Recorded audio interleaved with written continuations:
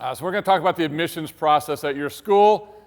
Also, for some of you that are not at a school, that are either part of an organization or have your own company or something like that too, the same principles will apply. It's a sales gig. So yes, I use the word sales. So it's not only admissions, and it's not, see, they got mad. All right, we're gonna have to go louder, I guess. So it's fine. So I will use the word sales in here because, again, to me, it is a sales process. So whether you're in the school industry, an organization, you have your own business, either way, we have to sell because you can have all the great tools, you can have great instructors, you can have all this great curriculum, you can have a great program, and if nobody knows about it or ever shows up, you're not going to be around very long to help expand the industry. And I know 2 years ago when I spoke at this conference, and then again listening to stuff over the last day and a half or day or so here, I mean, obviously a big part of what we talk about at this conference is how do we expand and how do we get the word out about what we do. And I know for many of the schools in this industry, how do we get the word out about what we do so that we can get more people interested, so we can help more people so that they can go out and preach the word and we can grow what we do. And sometimes we ignore the fact that selling and marketing is actually important to us. We focus all on the curriculum and the teaching aspect, and obviously this is an educational conference, so we don't have as many admissions and salespeople here typically. But the goal here in the next 2 hours or so is to really help you guys put together an admissions process that hopefully works for you. And we're going to break it into 2 different sections. And I don't think, I talked to some people that came in here, and we were going to, I don't know if it'll work great for this group. Anybody here, whether it's a school owner, school director, something like that, do you have admissions people back at your school right now that are doing any work? Or are all the admissions people here? So you have a couple where you actually have people back at the school, they're handling admissions. So one of the things I want to volunteer to you, and helping me today will be Lexington here. So Lexington Maximus, who owns a company called The Art of Admissions, is going to be jumping in and helping some things. But one of the things we wanted to do, if you have some interest, because it'll go along with what we're going to talk about today, is would you like us to mystery shop your school at all while we're here? Do you really want to know how your school's doing? If you do, raise your hand, let me know. We just need to get your information, and while I'm talking, going through this, we'll shop your school a bit. So anybody interested? You want to know how your school is? Or do you absolutely do not want us to tell you what your school is like? You're going to get coaching from that. Because we're going to optimize it, so. All right. We're not going to beat them up. This would be great for them. So I'm going to play a call or so here as well, so we can all kind of hear things that we should or should not do. So we're going to work through that. So we're going to split this again into 2 sections. The first hour-ish or so here, we're going to talk about appointment setting. Okay. In the second hour that we're here, we're actually going to talk about what I call the career planning session, which is the actual tour, interview, everything that would happen at your school or campus. So we'll kind of break the sales process or admissions process into those 2 pieces. We'll take a little break in the middle. Maybe we'll go raid their classroom and disturb them or something. So let's jump into it. And again, Lex will be participating here. So if you jump in at any point in time, just to give you a quick overview of where we are and kind of what the process looks like. On the sales side, our goal is to get attention. So whether it's a company, an organization, a school, it doesn't matter. Our job is to get attention. How many people know about us? How well are you doing getting the name out? It's not what we're going to talk about today, although my session tomorrow is more on marketing. So tomorrow we'll talk about marketing and how to get attention and drive and drive leads and lead flow to your school. Today we're going to talk mostly about the sales system piece of things here, and for specifically the appointments and then what we call the career planning session. So again, we would love to generate as many leads, shows, events, your website, your social media, however you would generate leads. We'll talk about that more tomorrow. Then we get them into our sales funnel. First thing what happens is we take that lead, we have to set an appointment, get them to come into our school so that we can share with them what we have to offer and show them what we do. Anybody here online only? Do anything? I mean, it shouldn't be, but you never know what kind of companies are here that show up. So following up, lead nurturing those people, and then the career planning session, which we'll talk about the second half today, where now we have them at our school. Do we do a good job of demonstrating exactly what it is we do? Do we qualify them well? Do we find out what their why is, what makes them tick? And then do we show what we do? And then how do we close those people so that hopefully they want to enroll? It is a sales process. Okay? So again, I'll keep using the word sales to you. Our job is to sell our product. Okay? If the job was, well, hopefully these people just want to learn the art of massage therapy, they'll come to my school and they'll enroll. Okay, if that's what you need an order taker, not a salesperson. Okay, there's plenty of those people. You can find those anywhere. Probably on your way to the lobby, you can find 4 or 5. Okay, but you really need salespeople that will actually get to the core of what these people want to do and hopefully match them up with what it is you do and best explain and create value so that people want to buy your product, which is enroll in your school. So it sounds pushier. Does it sound pushy? Yeah, good. Because it is. All right, and then we hopefully get those students enrolled. If they don't enroll, we go back up, nurture them again, try to get them through the process. If they do enroll, hopefully they start. We're going to train, retain those students. We're going to then hopefully place those students, and by doing a great job of training and retaining good students, placing them into great positions or helping them create their own business or something out there, that we turn them into advocates and they start to refer people to you, and then the cycle begins again, and now I don't have to market as much because everybody shouts at the top of the roof how great your school is, and now I don't have to spend so much money on marketing. So our goal eventually is to create advocates. So that's the process, but we're going to spend most of our time here for the next hour till about 2:30ish, and then we'll move on to the career planning session. So when we look to build an organization, these are kind of the key steps when you're building an organization. So before you start, you got to know where you are. And again, you may not be a new school. You may have been around for 20, 30 years or more. Okay? I would submit that you really need to do an analysis of where you are if you want to expand and grow and grow your business out there. How am I going to get there? So where's my current situation? What are our goals? Do you want to expand? How big are you? Do you have 30 students? Do you have 40 students? Do you want to get to 60? Do you want to get to 100? Do you want to own multiple campuses across the United States, Canada, and the UK? I don't know. But where do you want to be? Do you want to also then be able to branch off into other things? I'm a big systems person. So number one, we're going to figure out where we are and where we want to be, and then we need to set up a system to get there. So we're going to talk about a little bit about systematizing the admissions process today and really organizing that. And again, some of you, for typically in most massage schools, they're one owner school. They're pretty happy with being a certain size, and you don't have illusions of being the largest out there. Some of you, though, you want to be huge. Okay? You want to have multiple campuses. You want to dominate the industry, be out there and help as many people as we can get into and learn and love this industry that we're a part of.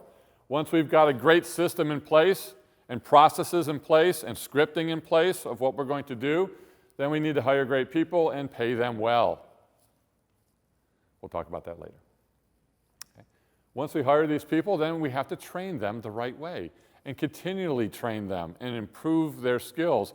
The biggest problem that we run into, and we'll talk about it a little later today too, is for most of you, this is a your first school that you either A, owned or ever worked in, or you opened your own and you don't have a lot of background in school admissions, and maybe you've talked to other people. So you don't really know what are the industry best practices. What are the things we should be doing? Somebody told us we should be doing this, or at my old school, this is how we did it, so we keep doing it that way. Okay? Things have changed over the years. The way we work students and the way we help students and the way admissions runs is completely different than it used to be. So training is absolutely critical. Do you know how to train and upskill your people so that they can continually improve themselves? So focusing on training, and I don't know how many of you actually spend time on a daily basis training your admissions team, and some of you are your admissions team.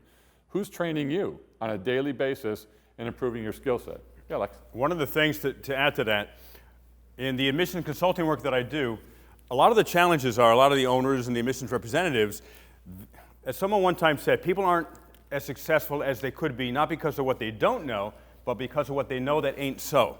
And it's the assumptions, but we know better. We know that this is how we got to do things. We know that if we're too proactive, make too many phone calls, people will get upset, or if we say this or that. So a lot of the training that I do is helping people to shift from what they think is the way it should be done, even though it may not be successful, to how it could be done. That's going to result in a lot more contacts, appointments, and starts ultimately at your school.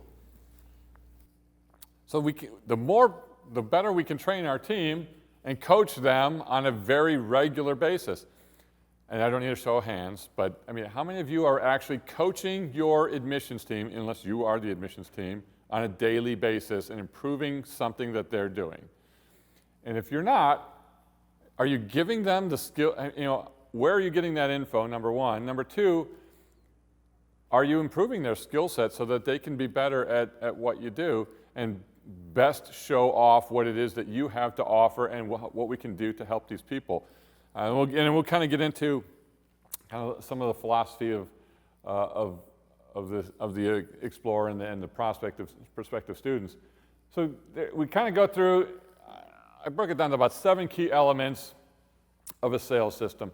So if you're running pretty much any organization, but a school here, the 7 key elements of a world-class organization or world-class sales part of your organization.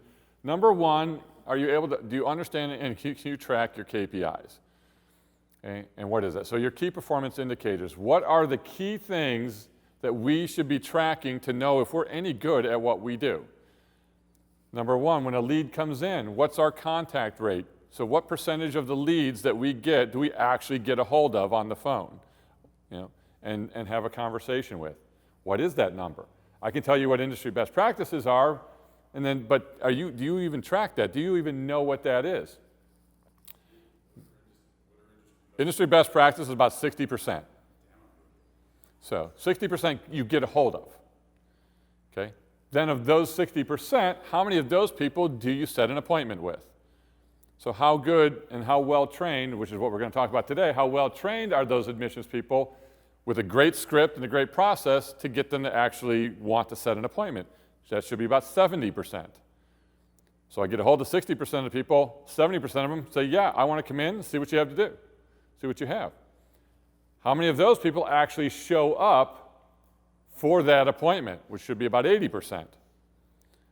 So about 80% of all the people that we set an appointment with should show up at my campus. So when I take those first 3 things, 60 times 70 times 80%, I get 34%. So roughly 34, this is industry best practices, roughly 34% of all of your inquiries or leads should show up at your campus for some kind of a tour or an info session or whatever it is that you may call it. I call it a career planning session. Of those people that show up, how many of those people then take the initiative to enroll or start the process to enroll in your school? 70% is best practice. So if 100 people show up in my school this week for tour, or this month for tours, 70 of those people should enroll. Okay? They should start that paperwork. They should start the practice. Of those people, now depending on whether you have financial aid or not, about 60% of those people get accepted, go through financial aid, complete the entire process, and about 90% of those will start. So if you have financial aid, it may depend on how how to get in there. So about 55, 60% of all of the enrollments will eventually start. And we can influence every one of those numbers with different techniques, different tools, things like that. So it's understanding those numbers. Do you have a CRM? So do you have a software package that you run your school with? Are you doing this by Excel or something else? But do you have a software package that tells you how to can I pull these numbers out? Can I easily see all 6 of these KPIs?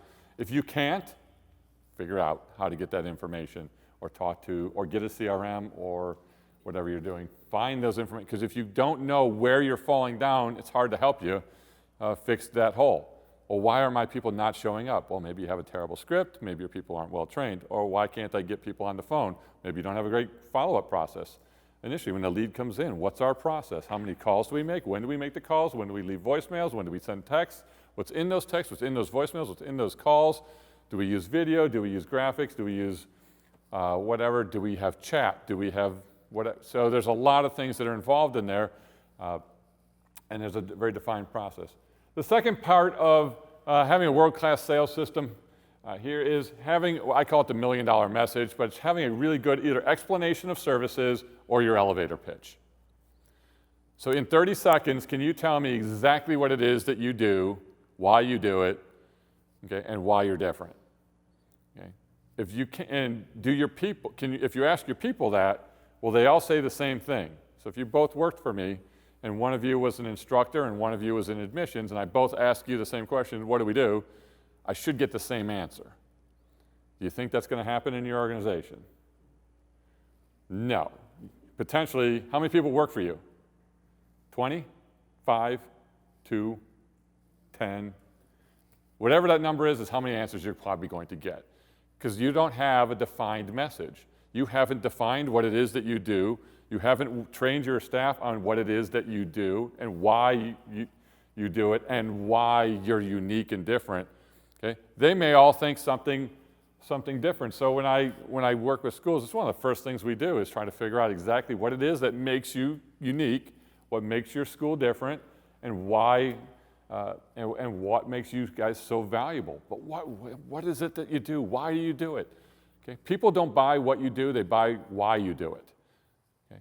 And this is a great industry for that. Okay? This is, this industry is one where we really do care. They should all care, but we really deeply care about this industry. We care about the people. We care about this field. We think it's a great field. It helps people, and it's a phenomenal. When you have a graduate and somebody that goes on and does that, we're helping people improve lives on a daily basis. So why do we do it? And what makes us unique? And why is our school different? Yeah. There's a great book. How many know the book Start With Why by Simon Sinek? A phenomenal book. Yeah. And Start With Why. And so many people, they start with what first? And Steve Jobs was a big proponent of Start With Why. And one of the exercises I always give admissions representatives who I start working with is, what's your why?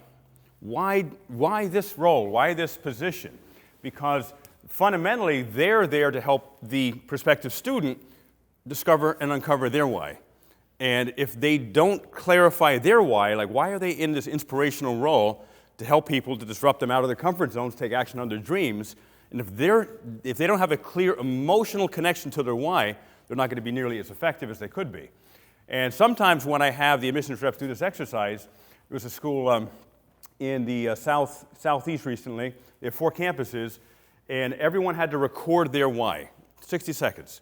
2 people quit because when they were doing this exercise, they realized they really didn't want to do what they were doing. They got the job. It was paid X amount of dollars, and the owners were happy. They weren't upset. They were saying, you know what? I'm glad that we can help them clarify so they can go on to do something they're going to love doing. We can hire some people who really are going to be passionate about helping people. And that's the key. So yeah, if you haven't read the book by Simon Sinek, it's a great book. Having an appointment setting system, next thing. So now that we're all on the same page with what we do, why we do it, and how we do it different, and how we can all explain that to somebody, now having an appointment setting system in place that helps us, and this is, to me, the most important part of admissions, and we're going to talk about, that's why we're going to spend an hour on it today, is appointment setting is the number one thing in admissions, bar none. If people don't come in to your facility, you can't enroll anybody. And it's easy for many of you, when somebody comes in, I don't want to be disparaging, but you'll find I'm very disparaging. So if somebody comes in, almost anybody can probably close a student that comes in and sees a really cool facility with really caring people in a really nice, if it's a good-looking facility, shows well, great people, here's what we do, great placement rates, all of that. How hard is it to close somebody? That's why it's 70%. Okay? Getting them there, though, is the hardest thing in the world. I call it the ninth wonder of the world. Why does somebody fill out an internet lead and never, ever, ever, ever answer the phone? And never calls you back and never returns your text and none of that. Okay? They just go boom into the ether. Okay? But they wanted info at some point. They wanted to learn something about your product, and then all of a sudden, I've called them for 30 straight days and no one's answered the phone, and they've never bothered to answer the phone and get back to me. So we'll talk about that. Then the career planning session process. So having a great process when they come in that you can help show the value of what it is you do. They recognize the value. You get to the core of their why with them, and then they realize that I've got to do this, I want to do this, and I'll run through that wall to do this.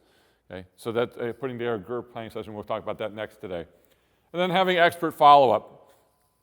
If they enroll, if they don't enroll, having a great follow-up system where we're going to continually follow up with those people, okay, to either help them realize what it is they want to do or help them realize what they don't want to do. I'm okay either way. I want them to qualify themselves in or out of my process, but I'm never going, just because you don't enroll with me for whatever reason, unless you tell me I never want to come here and be contacted again, awesome. One less person I have to deal with. Okay?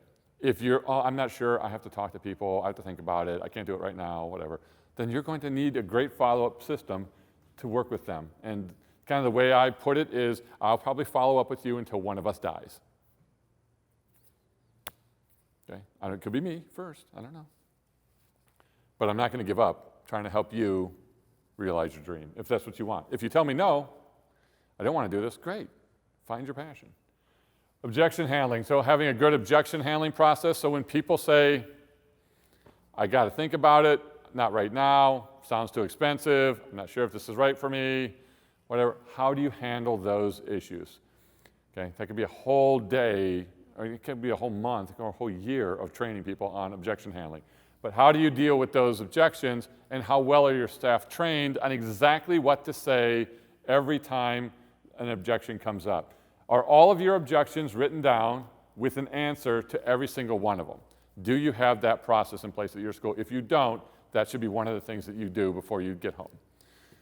Okay? And that's figure out your top 5 to 7 objections, and then exactly script out what you should say to every one of those, and then you practice and role play that until everybody knows that off the top of their head. What do we do when someone says it's too expensive, or I can't do it now, or I need to talk to my wife, or I need to talk to my husband, or I need to think about it? What do you do? And then having a referral plan. Once you've got students that start to visit your school, whether they enroll or don't enroll, whether they start, graduate, whatever, having a plan to generate more referrals is absolutely critical. So any business, it's about creating advocates or at least generating more referrals from those people. So everybody that visits your school is a referral opportunity. Whether they enroll, don't enroll that day, doesn't matter to me. Who do they know, who else do they know that may benefit from hearing about what we have to offer? When they graduate, at midpoints in the program, are we constantly trying to see where they are on a referability scale? When they're graduates, are we really working them for more referrals? That's the greatest thing about CE. That is your number one opportunity for referrals. And you guys have a tremendous opportunity when you're doing continuous education. You're getting all these people, back to your school, or people that graduated from other massage schools coming to your school and seeing what you guys have to offer. Are we actually trying to work those people for referrals? Who do they know? Now that, they may have graduated from the school down the street, that's your competitor, but now they're coming to you because they need this continuing ed class, or you've got something great, they come on Tuesday and Thursday night or whatever, and they take this class. Are we working to see if they know what did you think about our school? I loved it, it's great. What did you think about the program? It's great. Who else do you know that might want to jump into this field? Well, my aunt, my mother, my brother, whoever. That's the greatest source. You guys have a tremendous, you have the advantage that a lot of schools and a lot of industries don't have. All right, so setting up an appointment setting system, it gets more exciting, trust me. Appointment setting process is by far the most important, I think, in the entire admissions process. Without a pipeline of qualified leads, it's really hard to sell a school without a bunch of people that want to come in and check it out. Our goal is to get as many people on that campus as humanly possible so that we can show them what we have to do, so that we can explore what they want to do and see if there's a fit there or not. So having this pipeline is great. So number one, having a good process layout, the technology and staffing to do that. How do we get a hold of all of these people? The biggest concern for me would be, again, depending on where you want to go. Some of you may be totally happy with your student body count right now, and you do not want to grow even one more student. I'm not sure why you're in this session, but that's fine. Maybe you just, this guy looks interesting, I'll just listen to him. Okay. If you want to grow at all, that's the absolute key, is coming up with a process to get a hold of people on the phone. But if you're in this session and you're the admissions person and you're not at your campus right now, who's handling your leads? I'll get to them when I get back. Oh, no, your competitors just handled them while you were here. So having a good process in place, having that contact strategy mapped out and automated. How often do we call? When do we call? When do we leave voicemail? When do we leave emails? What do those emails say? What do those voicemails say? What do those texts say? Everything is scripted. It is not left to chance. I do not leave it to an experienced admissions person or an inexperienced admissions person to figure out what they're going to say in an email, a text, or voicemail. Okay? They will say exactly what I tell them to say every single time, and we'll practice it. Okay? And we're going to talk about scripting and so forth. But having a great phone script designed and utilized. Well, I don't want my people to sound like robots. Your people will not sound like robots if you train and practice it. They'll actually be more engaging because they'll have a roadmap and they know what to say and when to say it. If you don't have a script, you have a problem. Okay? So script it out there. Follow-up processes. Again, if somebody doesn't show for their appointment, what do you do? How often do you call? When do you call? What do you say? What's the voicemail script? Everything's a process. Script it out. I'm a very process and script-oriented person, so if you haven't figured that out by now, everything's defined. We don't leave it to chance. Billion-dollar corporations out there, Salesforce, Disney, multi-billion-dollar companies, everything is scripted. Do you think Disney does not script every single person and tells them exactly what to say? But you're more important than Disney because you don't think you have to do that with your school of 30 people. Okay? If they do it, we absolutely should be doing it. So create scripted text, voicemail, emails, and videos. So nothing's left to chance. Plus, from a compliance standpoint, I don't want people just winging it. Okay? I want them to say the right things at the right time. Plus, there are certain phrases and optimizations that you can say that really elicit great emotional response, and this whole process is very emotional, and we're going to talk about that in just a second. And then again, that objection handling process and scripts, making sure that we have that. All right, the last thing before we jump full into an appointment setting process is, depending on your school size, I truly believe appointment setting is separate from admissions. So I'm going to take a minute to talk about that. Appointment setting is the key drivers to your pipeline. Now, when you're a small school, which most of us are, it's really tough to hire multiple people to handle the admissions process, and for many of us as owners, we're also the admissions people. Okay, so how do we do that? Depending on your lead flow and your size of your school, whenever possible, I strongly advocate separating appointment setting from admissions. And Lex, you can jump in on the whys of this, but number one, most admissions reps aren't very good at it. Most admissions reps don't like it. I mean, who here with a show of hands, loves to dial the phone hundreds of times a day? Just you. Okay, one psycho. No, okay. So one person loves to dial the phone all day long and get no one answering and then hanging up on you. So number one, it's a hard thing to do, number one. How many people would prefer face-to-face interaction versus phone interaction? So finding, for those of you that didn't raise your hand, you might be great as an appointment setter. So if you would prefer to talk to people on the phone as opposed to face-to-face, but this is a very hands-on, a very personal industry. So most of us, we'd love to talk and show what it is that we can do and get people excited. So separating appointment setters from admissions reps, depending on your school's size, I strongly recommend it. And if you can't do it, maybe outsource it or something like that.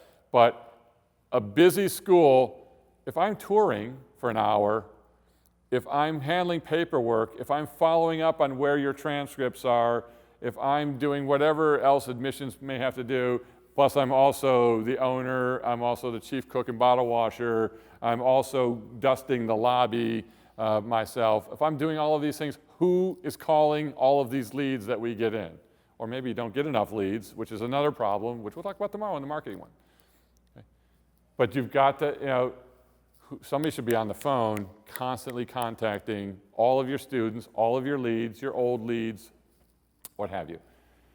So the process, again, having a good appointment setting process and script. We'll talk about phone, email, voice, text, all of that. Having a good CRM, having a good phone dialer, automated email, texting. Some of these things are expensive. So if you don't have a good CRM, if you can't automate the process as much, well, I have to send every email manually. But I want to be personal. Okay? I can make it sound personal, still script it out, and still have the system do it so that I can still make more phone calls or do other things. You need to automate. So this is why most people can't outsource it or insource appointment setting separate, is because you don't have all the technology to be successful at it.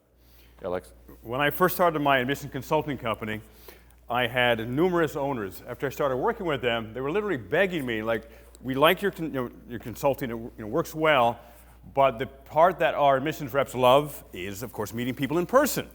And the part they hate or dislike, except for you, would you like a job?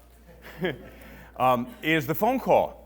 And so after several years of getting these requests to please start this specialized appointment setting company for career colleges, I realized there was a vacuum, a profound vacuum. No one's doing it. And so I created it. And it has helped admissions reps profoundly, taking off the heavy lifting, the most stressful portion. And there's so much that needs to be done to be effective in appointment setting, which we'll talk about, whether it's you outsource to a company or you're doing it yourself a little bit later. But that is the part that is the least loved, and the part that there's a lot more layers and elements that you could do is going to make it more effective that most admissions reps have no idea at this point. And your biggest problem with what I just outlined here is you're thinking, this is impersonal. You just made it into an assembly line. I can be even more personal because I can have more people creating great connections with your people than one person. Okay? I can have a great person on the phone because, again, if you don't like the phone, you're not going to be very exciting on it. You might think, record yourself once and tell me how great you think that phone call went. Oh, that was a great phone call. And then you listen to it go, I hate my voice. I said that? I sound terrible. Okay. Having a great appointment setter who makes a great connection with the student, and we had some great time, good fun on the phone, set an appointment, that person shows. Now they get another person who's expert at what they do, which is taking them through the school and showing them all these great things. And maybe your admissions, how many people have admissions reps that are former graduates? Okay. So you've got people that have never sold unless they had a previous sales life, okay? But the one thing that they're really good at is they know the program, so they're comfortable with the program, and they love to talk about the program. You know what makes them a terrible appointment setter? They love the program, they know the program, and they've been through the program. So guess what they're going to do on the phone? Talk about the program on the phone. We don't talk about the program on the phone at all in admissions appointment settings, so we're going to talk about that in just a second, okay? That's why, again, separating those two roles, they require different people, and they can create great experiences for your prospects and your explorers. So let's jump into this. So appointment setting, to me, again, is the key to admissions. Nothing else, to me, even comes close to being as important as the appointment setting part. And again, our goal as appointment setters is to sell an appointment, not sell the school. Okay? That's the most important thing, most important takeaway here is don't sell the school, sell the appointment. If you sell the school, what's going to happen? They're not going to come in because you just gave them all the info. That's why graduates are sometimes dangerous on the phone. Great in person, dangerous on the phone. That's why most admissions reps are dangerous on the phone, because they know too much. That's why an owner is dangerous on the phone, because you want to talk about all the great things that you've put together on the phone. Why would I want to come in then and see this thing? Okay, what's the price? Oh, it's $13,400. Great, thank you, click. Oh, I wonder why nobody's coming in.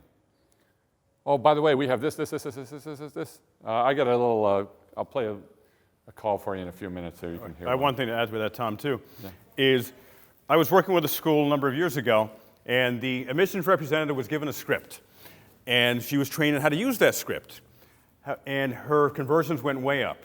And then we noticed her conversions went way down.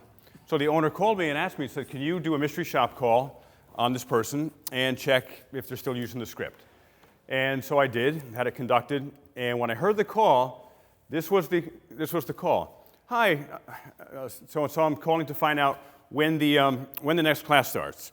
And the admissions rep, oh, okay, next class starts this. Oh, and by the way, we offer financial aid to those who qualify, and this is how much we cost, and we're credited by this. And she went on for 20 freaking minutes, to put it bluntly. And at the end of the call, it's like, okay, thank you, bye. And then when I called the admissions rep the next day, and I had told her she was mystery shop, she said, oh, and I told her who it was. She said, I know exactly who that was. That person had lots of questions. And I actually said they only had one single question. But her perception was they needed all this information for her to serve them, and she didn't. And if I were to have told her, swear on a stack of Bibles or Korans or whatever it may be, she would have sworn they had lots of questions. I played the recording back. She's like, oh, I guess they didn't. And so if you do have your reps using scripts, you've got to check constantly. People will constantly go back to what's easy, what's their default. Because as someone said, training is not something you did, it's something you do. And that's something every massage therapist, of course, you're always training, whether you're in school or after school, to get better. And since you're a training institution, I always ask, why would you not apply those same principles to your admissions reps who are selling your school so you can connect with more great people who are going to become great massage therapists? Yeah, absolutely. So we'll talk about training, yeah. Yeah.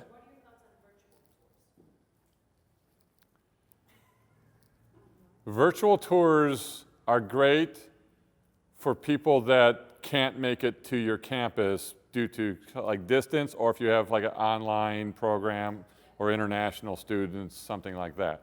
Because obviously somebody from Kenya, somebody from South Africa, somebody from Saskatchewan, I don't know, is not going to maybe make it to your school in a timely fashion, so maybe a virtual tour.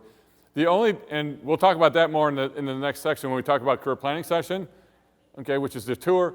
I really don't care if that's either way, the process is exactly the same. It's just when we get to the tour, I'm either going to show you visually or I'm going to show you in person. Either way, it's okay. However, if it's a local student, I want them at the facility unless you really think your facility looks horrible. Okay, so in which case we're just going to surprise them on day one when they walk in and go, this isn't what I saw. Okay. Yep, so we'll talk about it a little bit more and optimize it. So just a couple quick things, some basics on appointment setting. Number one, persistence. 80% of all transactions are going to occur somewhere between the 5th and 12th contact attempt, which means you have to make a lot of calls, a lot of texts, and a lot of emails, okay, and a lot of potentially other types of reach outs, Facebook or something like that. You're going to have to make a lot in order to get a hold of the majority of your people. Okay, so if you're not using phone, text, email, Facebook, it's probably difficult to get a hold of it. And if you're only making 1 or 2 attempts, They haven't, I've called twice. The average admissions rep's going to call maybe 1, maybe 2 times, and that's about it. Okay, then they move on because they have new leads and they don't work them very deep. Okay, you paid for that lead somehow. Well, we have a website, so all our leads come from the web. You still paid to build that website. You're still paying to maintain it. Maybe not the most costly lead, and they are the best leads. Okay. Number 2, use multiple contact mediums. So never use just one form of communication. So the phone's not the only medium, but texting is not the only one either. So if your admissions person says, well, I get a hold of almost everybody by text, and I set all my appointments by text, okay, I'm going to call you on it, and I bet you could get a whole lot more people involved if you pick up the phone as well. Do a lot of your people text? Yes, they do. So texting is great, but eventually I got to get them on the phone, because one of the keys to getting people to actually show up at your facility is to create some kind of an emotional bond. How much emotional bond are we going to connect on the unless, I don't know, texting each other, we're not going to get there. Okay? And then that means you're not going to show up at a high rate. However, it does work, and it's important as a separate form of medium. So use a lot of different ones. Oh, Tom, can I say something there? And one of the other elements that I always encourage is use video texting. And Tom has talked about a personal connection. If you don't get a hold of someone, when you send a short 20 to 30 second personal video text message, everyone has their phones. Emails, some people see, some people don't. You send them a text message, hi Letitia, this is Lexington. You asked to find out more about our massage program here at so-and-so. Haven't been able to reach you.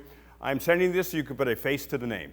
When's the best time for us to talk today? In the meantime, click on the link below for a 2-minute massage lesson on how to give a great neck and shoulder massage. Add an added value link there as well. This is gold. There's no one element that will bring you a 100% contact rate, but this will definitely raise that. Yeah, we're going to talk about that on the next slide as well too. So multiple forms of medium are absolutely critical. Speed to lead. The first call attempt should be within 60 seconds of the lead hitting you. Okay, you have a 391% better chance of getting a hold of somebody within the first 60 seconds than you do at any other time. Because it's so hard to get a hold of these people, why are you not calling within the first 60 seconds? Well, I can't because I'm an owner, I'm also the chief cook and bottle washer, I'm also handling financial aid, I can't be there all the time, whatever. That's why you can't get a hold of even 60% of your people, okay? Because you're not calling them in a timely fashion. Okay? If it's impossible for you to get to them within minutes, hours, days, okay, you need to outsource this to somebody. You need to get help because you're just throwing away leads. They're going down the toilet.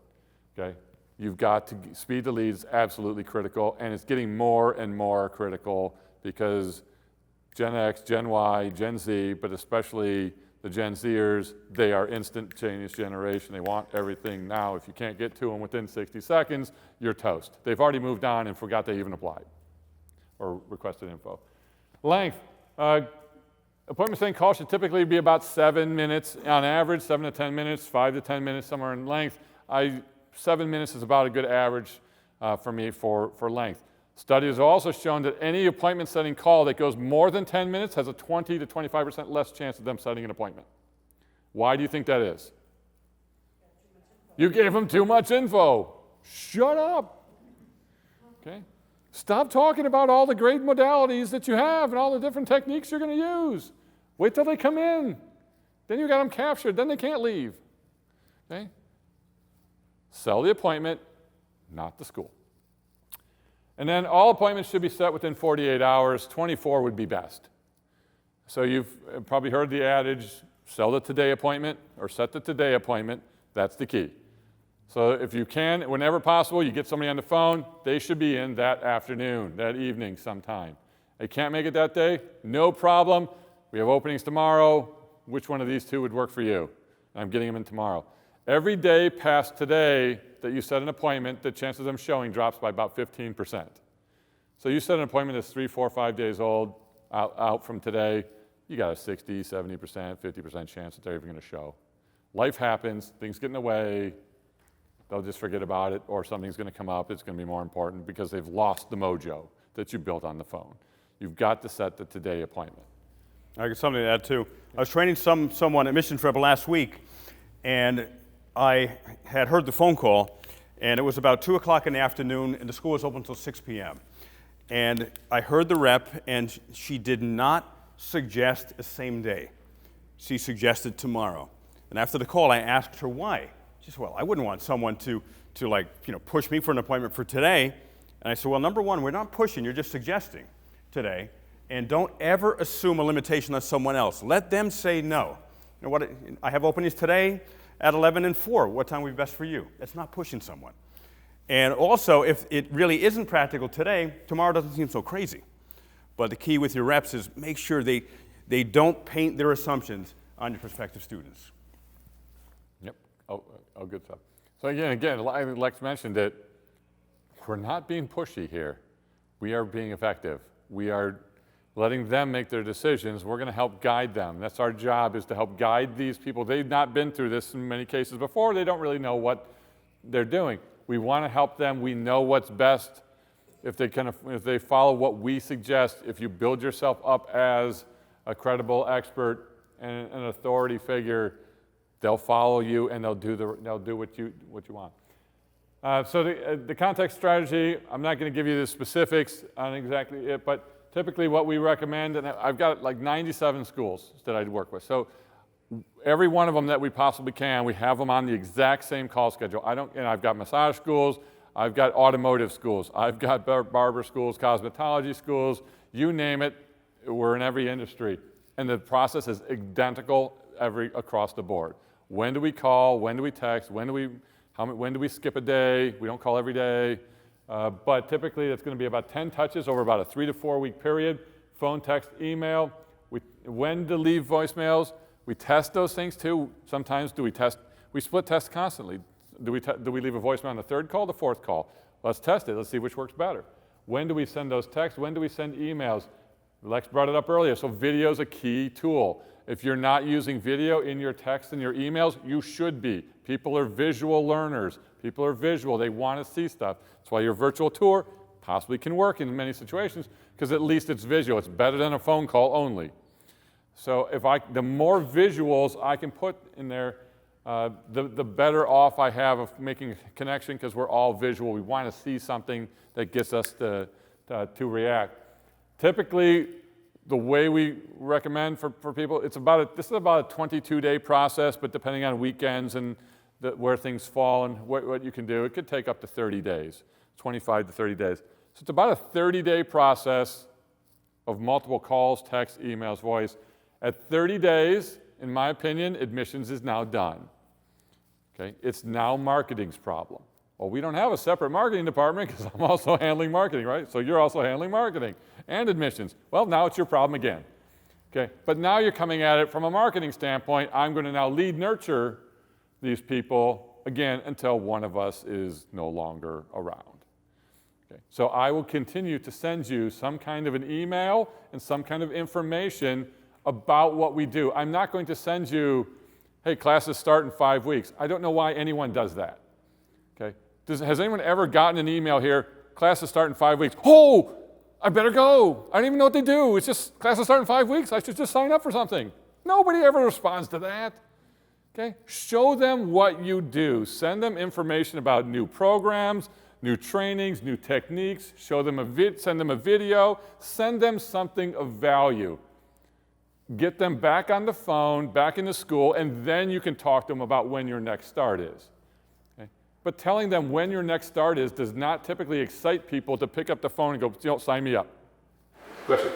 I'm just going to add something, if that's okay. I worked with Lex for years. What he said and what you say,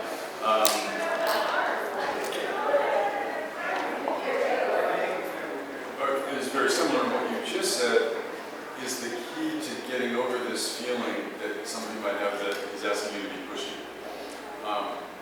The difference between calling a lot, dialing a lot, sending texts a lot, including video, encouraging people, or at least offering people an appointment in an hour, which is not pushy but might seem pushy if you're not used to doing any of that.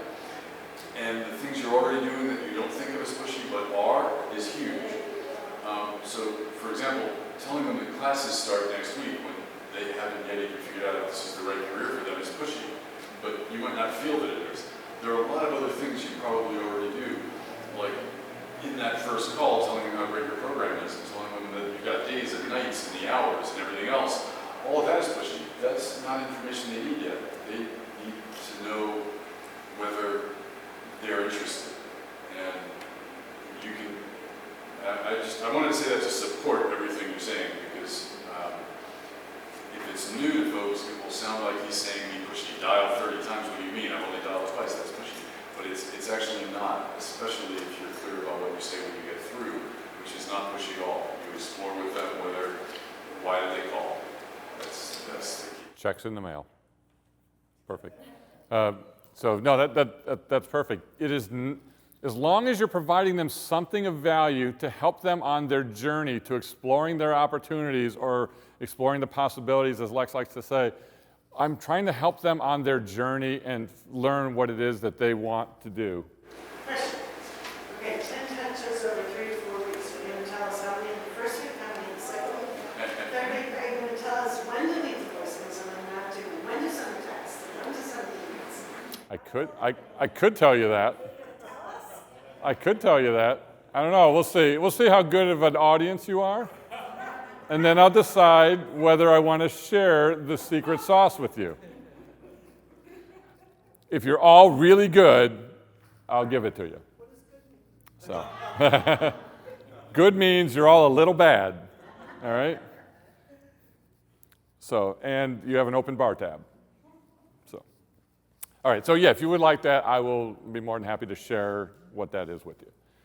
And if you want a copy of this, let me know. Just give me a business card at the end. If you don't have a business card, write it on a piece of paper. That way you're not having to take a ton of pictures and take great notes. Take pictures of me. I don't care. But if you want a copy of this and you want that little call sheet, you can do that. I'll give you that. All right. So let's keep moving on. We are never going to make this first piece in an hour, but that's okay. So to be truly effective, you've got to have everything scripted. We talked about this earlier. Well, that's how we've always done it is not a strategy. So if your admissions rep tells you, well, we've always done it this way, or when I talk to a school and the owner says, well, we've always done it this way and we've been pretty successful. Okay. Or we're doing okay. I mean, when I ask people, hey, how's it going? Oh, we're doing okay. Okay, that's not a ringing endorsement that we're kicking the ball out of the park every single time. Okay. I may be different, but I just want to grow and I want to crush you. So I want to grow my school, but you may have a certain area you want, but we want to get somewhere, and we can't do it the way we've always done it. This is also my best one is, well, my rep, he or she's been a top producer for 10 years, and I don't want to interfere with what they're doing because they do a good job. Okay. The most dangerous person in your institution is an experienced admissions rep. Never hire one. Ever, ever, ever, ever, ever. Unless you're hiring someone whose school went out of business through no fault of the admissions rep. However, if that school went out of business because they didn't have students, it's the fault of the admissions rep. Okay? Don't hire anyone with experience, and I guarantee you will find yourself in a much better place. Okay? And how many of you hire only reps with experience? Don't put your hands up, just make me upset. Okay? Don't hire them. There's a reason they're not working for another school. Okay? How many of you fire your top performing rep on a constant basis? Okay? I never lost a rep ever in a couple dozen years. Okay? I never had a rep ever quit and go to work for somebody else. Okay? I fired plenty. Okay? I also paid extraordinarily well. And Lex knows what I paid my people, which would make you all cringe. Okay, but it's a lot of money, and it's well over 6 figures. Okay, that's why no one leaves me. So, not anymore. I'm not. So, but I took a school from 350 students to 1,700 students in about 8 years. So, the goal was to grow. We did it. We did a good job, but I paid people well. Okay, but they were worth it. Not everybody made that, but the majority of them. Some of them made a lot more. Okay, also having a guideline instead of, well, when I talk to you and do consulting, Do you have a script that you use on the phone? We have a guideline. Our people don't. A guideline's not a script. Okay, so put a script together, and then, they came with lots of experience. That just means you have to completely untrain them from all the bad habits that they have. Okay, so don't hire the best.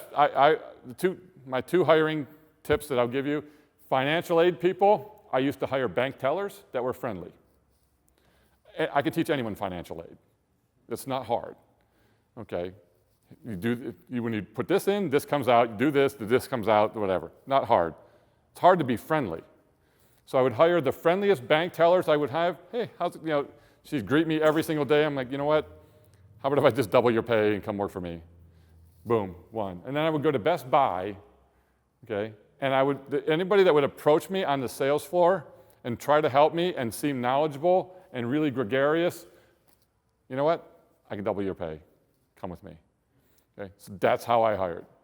Okay? I hired the people that I thought were friendly, outgoing, and had a learning mindset, were open to train. And that's what I wanted to learn. So that was, I'm deviating now, but that's how I hire people. I want people with a learning mindset. I want people that are going to go home at night, read 50 books, listen to YouTube for an hour, learn something, and improve. I want people that are constantly learning. I mean, how many of you are reading books and all the time and trying to learn stuff? That's what I want, those people with a learning mindset. Okay? I'll probably spend 2 hours a night minimum on YouTube. While my wife watches The Bachelorette, I'm on my iPad watching training sales or this or that and figuring, how can I take this person's talk that sounds really great? How can I take something from Simon Sinek? How can I take something from Lex? How can I take something from Grant Cardone or anybody else that's an expert in their field on something, and how can I take that and how can I fit some of that into what we do? All right, so the phone script. So we want to have a tried and tested phone script, having a template that keeps the rep focused and on track, because we don't want them to slip off track. I want to make sure that my reps are in compliance. If properly written, it's going to ensure the proper process and the outcome is going to happen the majority of the time. It's going to give the rep room to ask the question behind the questions and be themselves, okay? Because they don't have to think, what do I ask next? What do I do? If they know what to do, then they can be themselves a little bit more. It prepares the reps for if this, then that. So I took that from Lex. It's a good quote that he uses a lot is, if this, then that. If they say this, what do I do? If they do this, what do I do? You train for that constantly, and you build that in as part of your training, okay? But the script helps with, I'm always on a path that they can't knock me off the path, because if they do try to get here, I know exactly what to do. I get them right back on the path, and I take them where I want to go. And it eliminates the verbal graffiti and improves flow. And we're going to talk about verbal graffiti in a minute. It's my favorite thing from Lex. So before we set the first call, number one, we're disruptors. I know Lex likes to use this, so I stuck this up there. Now, you want to jump in on it or not, and word optimization. But our job is to knock people out of their day-to-day routines. That's why we use video. That's why we send messages that are unique. Because people are in their day-to-day routine. When they filled out that lead form, they were at a trouble point at some point. I don't really like where I am. This sounds interesting. I'm going to check it out. And then, you know what happened? Within 15, 20 minutes, they got an email from their bank saying that they, owed money, their car payment's due tomorrow. Oh, and they're right back into their day-to-day lives. If you can't jolt them out of it, they just thought about, becoming a massage therapist was a cool idea for about a minute, and then after that, life hits them again and slams them right back into the rut that they're in. And if you can't disrupt them out of that, and I'll give it up to Lex here in a minute, your school is a nice to have, not a must have. So once you realize that what you offer is a nice to have, not a must have. People don't have to absolutely become an automotive technician, a massage therapist, or a medical assistant. You don't have to do any of those things. Okay? However, you can potentially make it a must have when you get to their core feelings and their emotions. So go ahead real quick. When it talks to we are professional disruptors, we disrupt people out of their comfort zone so they take action on their dreams. And I created a video on LinkedIn called "What If There Were No Admissions Representatives in Our World?" Did you know that only about 2 to 5% of people, 2 to 5 people out of 100 inquiries that you receive will actually move forward if there was no such thing as an admissions rep? That's why without an admissions rep, most people stay in their comfort zone. That's the comfort zone. It's not easy to disrupt someone out of it, but we do that not through information, but through connection and inspiration and building great value for that next step and coming to your school, exploring and getting a sense of what it would feel like to be there as well. That's critically important. And word optimization, so Lex and I talk about this a lot with people. It's using proper terminology and words that get people thinking in a different manner, as opposed to hearing the same things that they hear from everybody on a daily basis. And how do you get your staff to do that? Okay. Whether your staff has a script or don't have a script, they basically have a script, because they're saying whatever they've said for the last 10 years. That's a script. Even though it's not written somewhere, they're going to say whatever they've been most comfortable with for the last 5 years if you've never given them anything else or any other way to think differently. Who knows what that is if it's not something that you've set down? Who knows what they're saying, and things that they may be saying that just turn people off right away, that if you really listen to them, you go, oh, why did he say that? Why did she say that? Okay, don't say that. Don't do this. So we'll talk about a little bit of that. We talk about explorers versus prospects. So these people are explorers. I kind of liken it to people entering a maze. They really have no idea what it takes to get from me to becoming a massage therapist or whatever it is I want to. They don't know how to get there. They just read somewhere that might be a great field, that somebody may have recommended, but they don't know how to become that. What licensing? Where do I go? What do I do? I don't know anything. I don't know anything about this financial aid or this FAFSA thing or how it's going to. They don't know anything. We're all assuming that sometimes that they know all kinds of stuff. That if we just bring them in and show them the school, all of this stuff will just be realized. Okay? They're really at the beginning of entering this maze, and they need a guide. They need someone that can guide them through the maze and help them achieve that dream that they want to. And so treat them as more of an explorer and not a prospect. And if you can even change your vernacular at the school with your reps and your staff, once you kind of have that mindset of explorer versus prospect, you start to treat these people a lot differently, and all of a sudden things are going to go a lot better. And then the last thing here before, I think we got one more, but it's a discovery process versus a Q&A process. So when we start to question people and qualify people, we're taking them on a journey of hopefully self-discovery, where they can really understand why they want to do this and realize that this nice to have is actually I've got to change my life. Okay, I equate it to taking people to the ledge. Okay, I just don't let them fall off. Okay, but I want to get them all the way where they figure, if I don't make a change in my life, it's over. Okay. Yeah. Sorry, I'm going to do it again. Yeah. The explorers versus prospects. We won't use the term prospective student in our school. We learned that from Lex. If there's somebody sitting in the lobby and the front desk person calls the admissions guide and says, "There's a prospective student here. Can you come out and meet them?" The idea of a prospect is school-centered. It's about you. A prospect means this is someone who we might be able to get in our class so we can make money. And they hear that. And it's not quite as bad as a mark, right? But it's on a continuum, it's closer to mark. And if you say, if they hear themselves being described as, I've got Jane out here and she's exploring the possibility of becoming a massage therapist, that's just accurate. That's her experience, and that's what she's doing, and it's not about the school, and it's not about getting her butt in the seat. It's about helping her with her exploration. And it doesn't put them off and make them defensive. As soon as they're a mark or a prospect, they're defensive and not interested. So we can't use the word prospective student in my school. We won't use it. Great point. So again, it's changing how you think. It's changing how you view these students, just by changing some of the verbiage of what we do. The last couple points that we'll jump into here are understanding the art of tonality. So understanding how tonality in what you're and how you say things impacts people. So 7% of all communication is verbal. Okay? So 7% of communication is verbal, 38% is tonal. It's how you say what you're saying.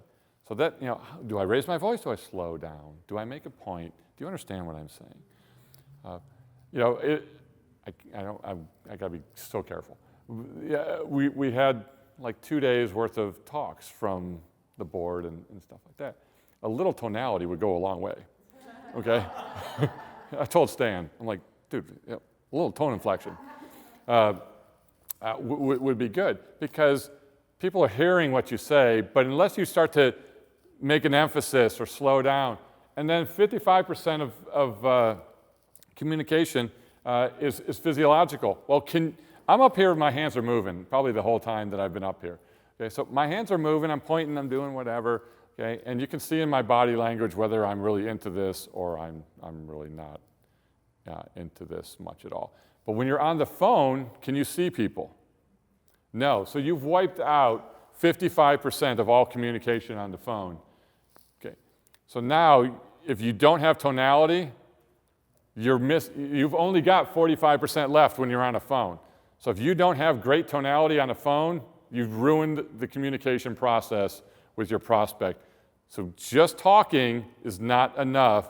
It's having great tonality on the phone and excitement. This is a huge takeaway. This is worth tens of thousands of dollars for you here. Everything Tom's saying is, and here's another one, is professional salespeople, whether it's an admissions representative or in any field, are hardly ever given training in the art of tonality. They're told what to say, how to address objections, but they're hardly given any training on, well, how do you sound, how engaged, how is your voice, have various inflections. And one of the best ways to do that is to either, if your phone calls are recorded, to have them listen to them and you listen to them collectively, or to just have a phone app, just record their side of the conversation, and then review that at least once a day. And ask them, on a scale of 1 to 10, how dynamic and engaged and enthusiastic, authentically enthusiastic did you sound during that phone call? Most people overrate themselves. Scale of 1 to 10, had a person that said, about a 9 or 10 Lex. And I say, all right, let's listen to it again. How did it sound? And she was about a 1. I say it was maybe a 8. So, and a lot of people, they don't give realistic feedback to themselves. So that's why they need outside perspectives and to hear it for themselves. Because the more enthusiastic, authentically they sound, they will raise the emotional level of your prospective student on the phone, and the higher and more positive the emotional experience is for your prospective student, the more people will show up for their appointment, because they're going to want to continue that positive experience. I was in a different industry with massage, and the salespeople there had wireless headsets and stood up. Very rarely had a salesperson sit down when they were on call. Okay, there's take another great golden takeaway from here. If your admissions people or your salespeople don't have a headset, get them one. When you are doing this, you don't sound anywhere near as animated as I do when I've got a headset and I'm walking around. Okay? Give your people a headset and watch their tonality go up 50% just by giving them a headset and allowing them to stand, or give them a Veridesk or something like that. All right? But headsets absolutely will make a huge difference in the tonality of your admissions team. Verbal graffiti, eliminating verbal graffiti. This is where we get rid of the people will do that to fill in gaps because they don't know what to say next. So if you don't have a script and you're trying to think, it's just a body mechanism of thinking, I forgot where I was. So I'm umming, or they just get used to something. So remove all of that by giving them a script that they can follow and practice. And then the last thing here is getting rid of default phrases. So we talked about being disruptors. Okay? One of the things that's important too is to not ask and treat them the same way that they're being treated by every other caller on the face of the earth. So when people call and say, "Hi, thanks for calling X and X. How are you? How are you today?" Everybody asks you that. Okay? And the thing I like to do when I mystery shop a school is as soon as they say, "Thanks for calling," or they're calling me and say, "Hey, you requested information. How are you?" "I'm terrible. My grandmother died, and I ran over my cat on the way to the funeral, and then a wheel came off my car." Then silence is deafening on the phone, right? So they don't know how to react. I'm not a therapist. I can't solve your problems, so I'm not here to solve your problems. Okay? I'm here to help you explore your possibilities by learning more about you, but if you tell me you had a terrible day, now what am I prepared to handle that? No, I'm not. And then have a nice day. I know this is a big one for Lex, because you can't have a day. So make it a great day. Make it a great week. So before and then we'll jump in now. So we've already gone like an hour and we haven't even jumped into the script. Emotion is the key to admissions. So 95% of all purchasing decisions are based on emotion. People will justify their purchase with logic, but emotion is what actually gets them going. It's the key to success in admissions. It's the key in appointment setting, absolutely, for sure, because it's a phone call. You can't see somebody. The physiological piece is missing. I've got to get them into their emotion. And this is why you don't fire poor performers, right? And this is why you don't change your cable company. It's because you're just attached to it. Because you make it, it's an emotional purchase. And when I'm attached to something, I don't want to get rid of it, even though I know it's not good for me. I love pop. It's terrible for me. I work from home, so I love Starburst jelly beans. Okay, and I've lost like 25 pounds in the last month and a half I had to give up sugar just to lose some weight, and that's the worst thing in the world. There's emotional attachment to working from home, and the pantry's right there, and I can walk 5 feet, and I can pull anything out of the refrigerator or the pantry I wanted, cookies, whatever. It's hard to give stuff up because I'm emotionally attached to that stuff. You got to make the process emotional for Explorer. So let's get into the call. 3 different, this is a sales process for any sales. Okay? We greet and set the intent. We're going to qualify and build some value. We're going to present, really qualify and then present and build value. We're going to propose and we're going to close. That's the sales process, 5-step sales process. Every industry on the face of the earth, this is the process. Okay? Greet, qualify, present, propose, close, rinse and repeat. So the greeting, let's jump into the greeting part. So the greeting is the first 7 seconds on the call, and that's the key to your first 7 seconds, and setting that tone and creating a great first impression is enthusiasm. So again, we're not saying, "How are you?" We also removed the word "thanks for calling." Lex, why do we not say thanks? Let's say thanks because it makes the experience about us. Thank you for calling. We need your money. We need more students. Instead, we say, "Welcome to Sarasota School of Massage Therapy. This is Lexington speaking. How can I help you?" Welcoming people into community. And then we also, on that same vein, we don't say, "This is Tom from ABC School." Okay. From is not a telemarketer word. As soon as you say from, a person will immediately put you in, okay, you're a telemarketer. How'd you get my number? I ain't giving you my credit card, and how quickly can I get you off the phone? And every single word matters. That's why the scripting matters so much. What are they saying so that you create open, emotional connections, not these telemarketing to defense walls? So these things... Thank you reverses the relationship. It, as like I said, it makes the call about you. What you want is to serve them so that they thank you. By the end of the call, you want them to say thank you, and you're going to say, "My pleasure," or "You're very welcome," or something like that. That's your role, is to be helpful to them. If you're thanking them, then they're in a position of helping you. It's backwards.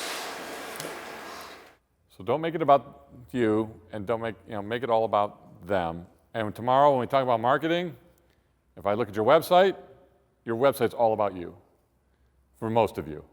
I wouldn't say everybody, but most of your websites, if I reviewed them, it would be all about you, and that would be the first thing I would change, is the language and everything that you say on your website. Well, we have this, and we have this certification, we do this, and we have this. It's all you. It's nothing about what they can accomplish and what's about, and getting them to connect. Your websites are written wrong. Okay? And most of your websites are built by people that are in this, maybe, in a different industry other than EDU. So I would venture to guess that 90% of you probably have a website that was built by somebody who's not EDU specific. So they don't really understand the school industry. They build salon websites, they build corporate websites, they build websites that sell things, but they're not in EDU space, and it's a little different. They haven't written those. So let's jump into the art of the QBQ here. So this is something that both Lex and I agree on, and there is a book out there as well called The Question Behind the Question. It's a great book. I strongly recommend it. I can't remember the author off the top of my head, but The Question Behind the Question is a great book. I used to make all of my admissions reps read that book. Small book, it's easy to go through. But we're really trying to go deeper, beyond the surface answer that people give us. So we want to follow up on all of our general questions that we start off with, our open-ended questions that we have, and we want to explore a little deeper. And this is really the key to creating a great rapport and a great contact with people, especially on the phone. Number one, two, we also want to celebrate their answers. So we want to make them feel good about themselves as well. So whatever they're telling you, depending on what the question is, we want to celebrate their answer. Hey, that's fantastic, that's great, that's good. We love that, that's awesome, whatever. So the question behind the question, kind of the way, and Lex, I know can go through this as well a little bit more, is I ask a question and then I'm following up with another question that lets me go a little bit deeper with that. So, how did that feel? How did that happen? When did you first think about that? Where is that from? How do you feel about that? 70% of your students, maybe for this industry, might be higher, but I'd say 70 to 75% of your students on the social style meter are what we call expressives. So expressive type people, they love short, concise stories. If you appeal to their emotions, you'll make a better connection with them. So and the way to do that is, well, how did that make you feel? How do you feel about that? So as I'm asking questions and going through qualification on the phone, I'm making an emotional connection.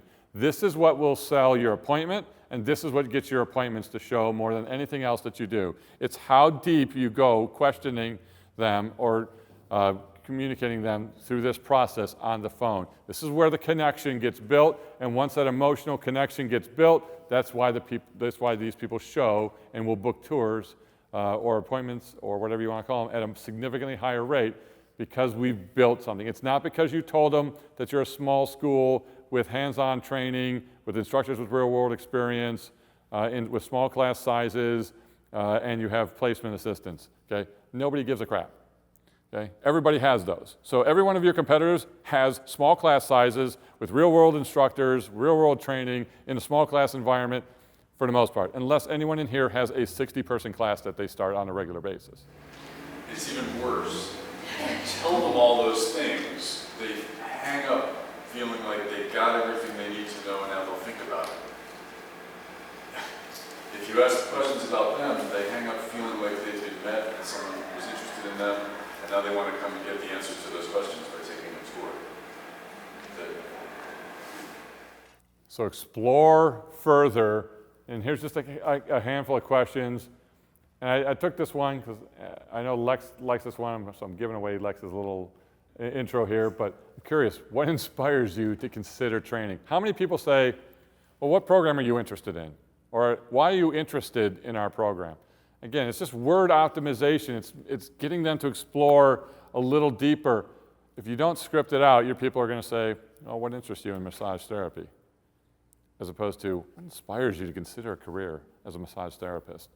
And let them talk. When's the first time you really realized that you had an interest in this? Have you ever received a massage before? How did that make you feel? Have you ever given someone a massage before? When did you do that? How did that make you feel?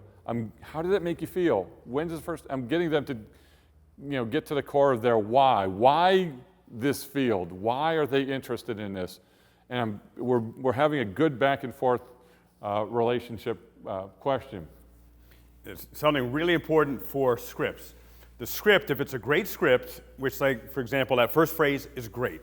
Why? Because I'm curious, invites a person to share. They don't feel interrogated. Most people say, so tell me, what interests you in becoming a massage therapist? Police interrogate people. So tell me, where were you 1935 at 3:30 a.m., Joe? And so that gets past that. I'm curious. Most people say, what interests you? It's a thinking word. We want to get people out of their heads into their emotions because people make decisions based on emotion justified with intellect. Most people also say, what interests you in becoming a massage therapist? Most people don't know that they even can become one. They don't know if they can afford it yet. Maybe they're not clear that is the path for them. So that one single phrase, I'm curious, what inspires you to consider? We're honoring that they're exploring. See how this is not pushy, it's the opposite of that. However, you ask a scripted question, that's the science of it. Now the art is the QBQ. And that takes lots of practice and role play. My appointment setting company, we spend hours and hours and hours and hours training our appointment setters how to ask effective QBQs. If you just tell your admissions reps to do it, they won't. They need practice. And the basics are 3 questions. After say, I'm curious, what inspires you to consider becoming a massage therapist? Lex, I've been told I'm good with my hands. Awesome. We celebrate them. Don't ignore them. Don't say, okay, whatever. When's the first time someone told you, when, that you were good with your hands? They'll tell you. What did you end up doing, or how did you end up massaging someone when you were 10 years old? How did that make you feel? That's your basics, is what was it? What, when, and how. And that's so important. And the basic QBQs are who, what, when, where, and how. Those are your 5. Who, what, when, where, and how. And to practice the QBQs is going to create a much more emotional experience for your prospective student than just asking a scripted question, getting an answer, which is surface, and then you're just going to go on. It's just going to be like a rock skipping along like a little lake. I usually ask that question in interview. And one of the reasons why you want to ask a person what inspires them is because we all know that as students go through your program, they may get overwhelmed at times. And so if you can bring them back to what inspired them to come in the first place, the problems that they have aren't as insurmountable because you're tapping them back into the inspiration It's a great that retention brought tool. them there in the first place. It's a great retention tool. Before we hired Lex, we would call people and they'd ask them questions. They always ask the question, do you have night classes? What does it cost? Whatever the question is.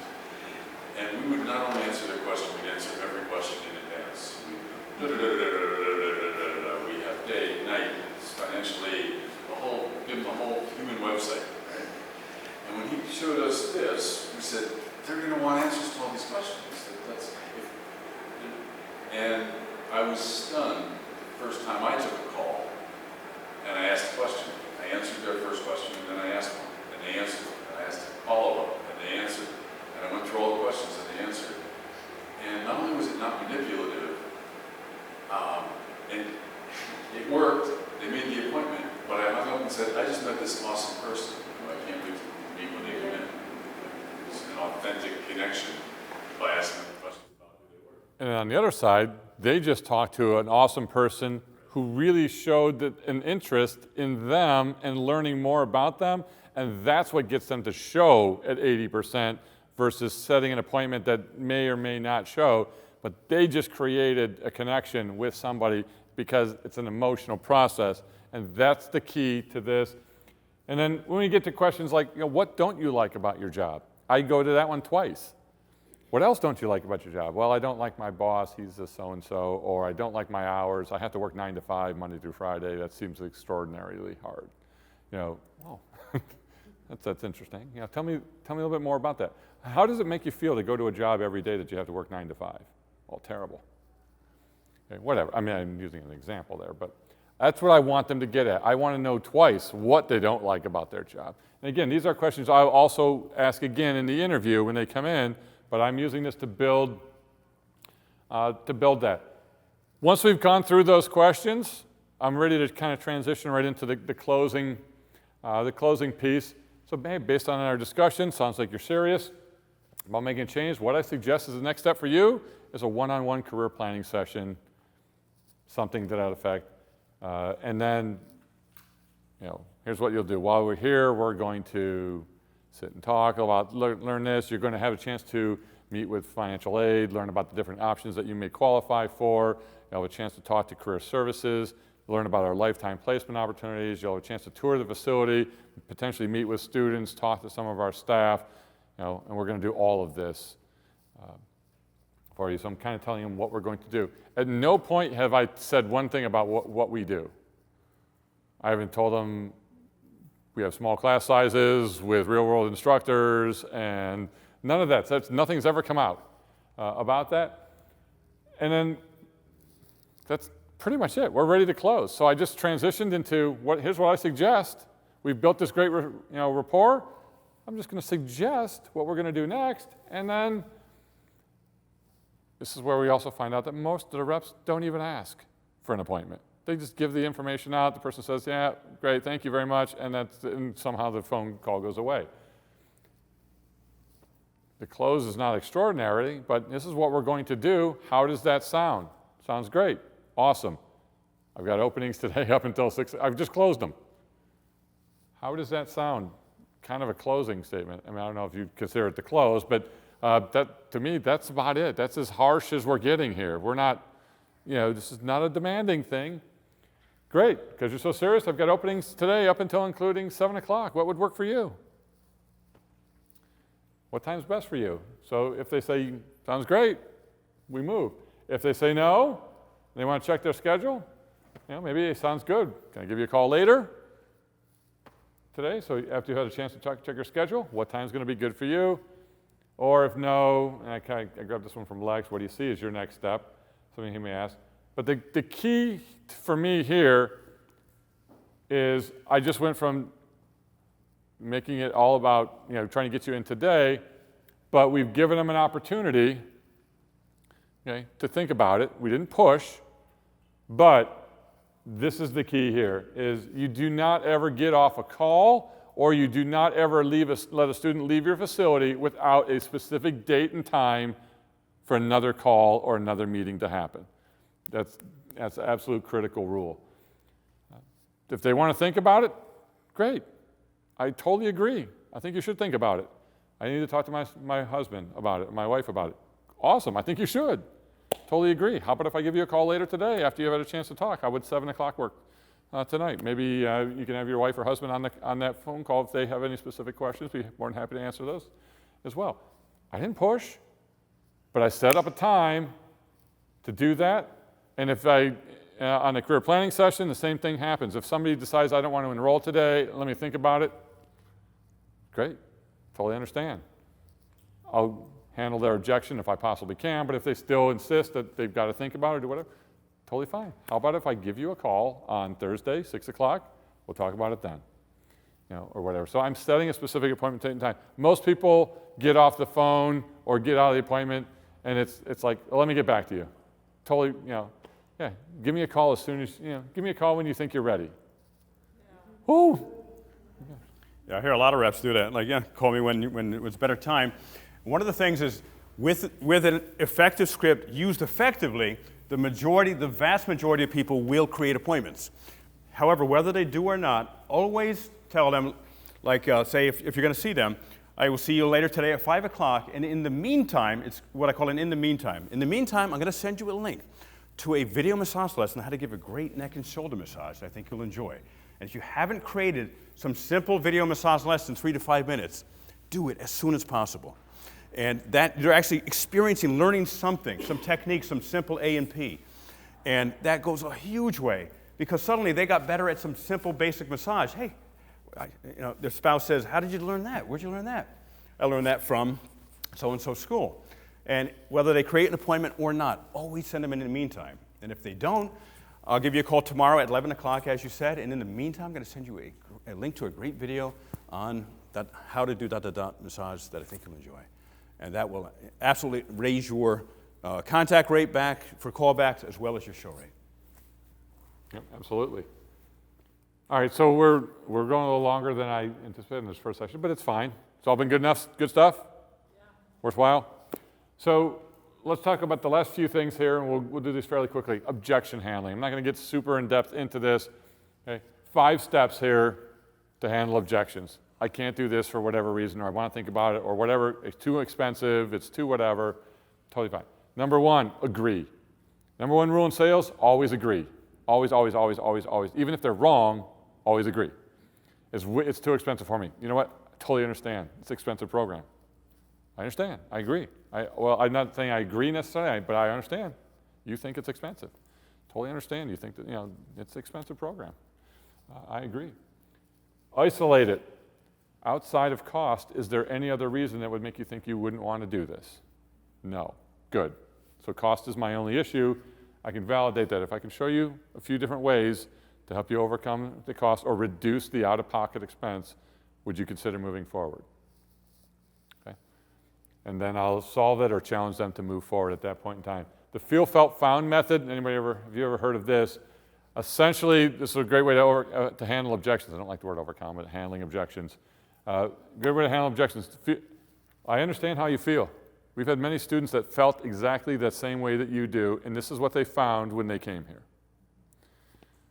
And have those types of things scripted. This is how you handle your objections. You have them written out, and you've solved them. Totally understand how you feel about cost. We have many students here that felt exactly the same way you do, but here's exactly what they found, is that once they went through the financial aid process and put together a payment plan, they were able to reduce their out-of-pocket to a reasonable cost. Is that something you'd be willing to explore? Yes. Here's a pen. Ready to go.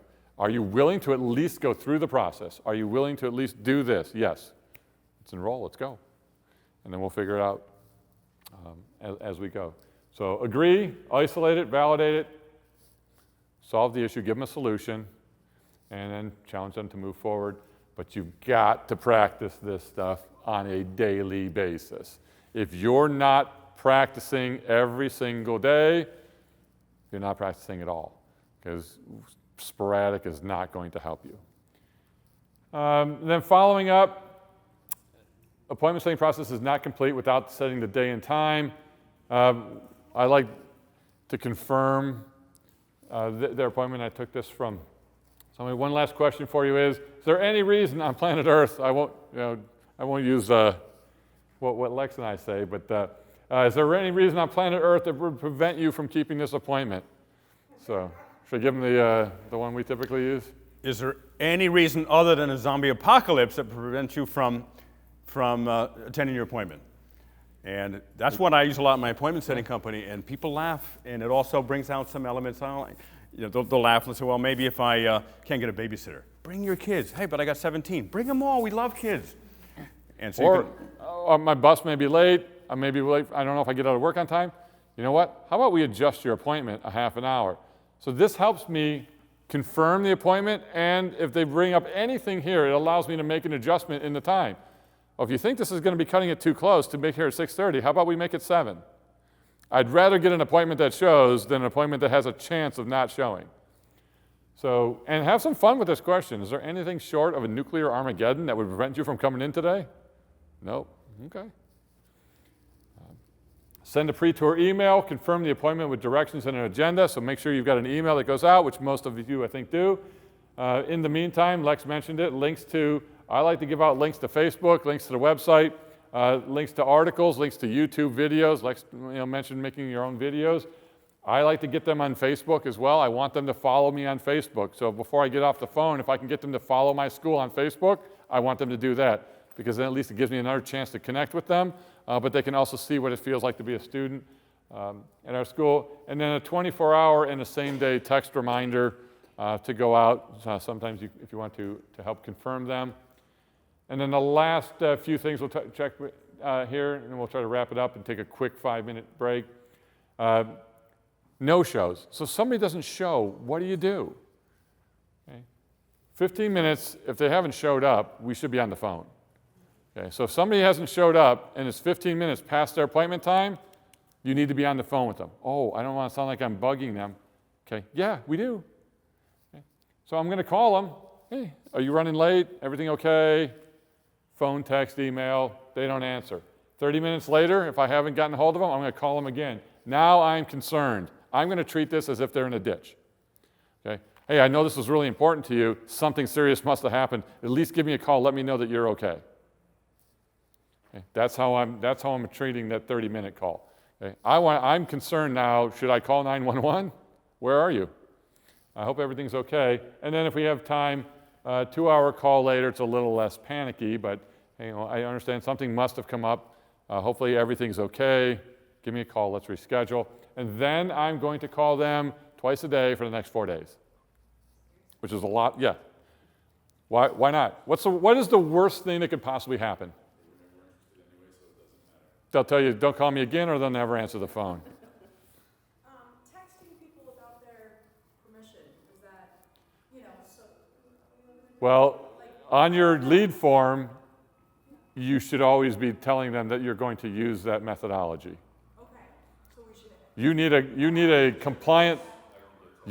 a compliant lead form, lead magnet on your website that tells them that they check a little box underneath name, phone, email, program, or whatever that tells them, hey, you also submit to us contacting you potentially with automatic means via phone, text, email, social media, what have you, in print underneath there. Yeah, you get their consent to do that. Get their consent for Facebook too.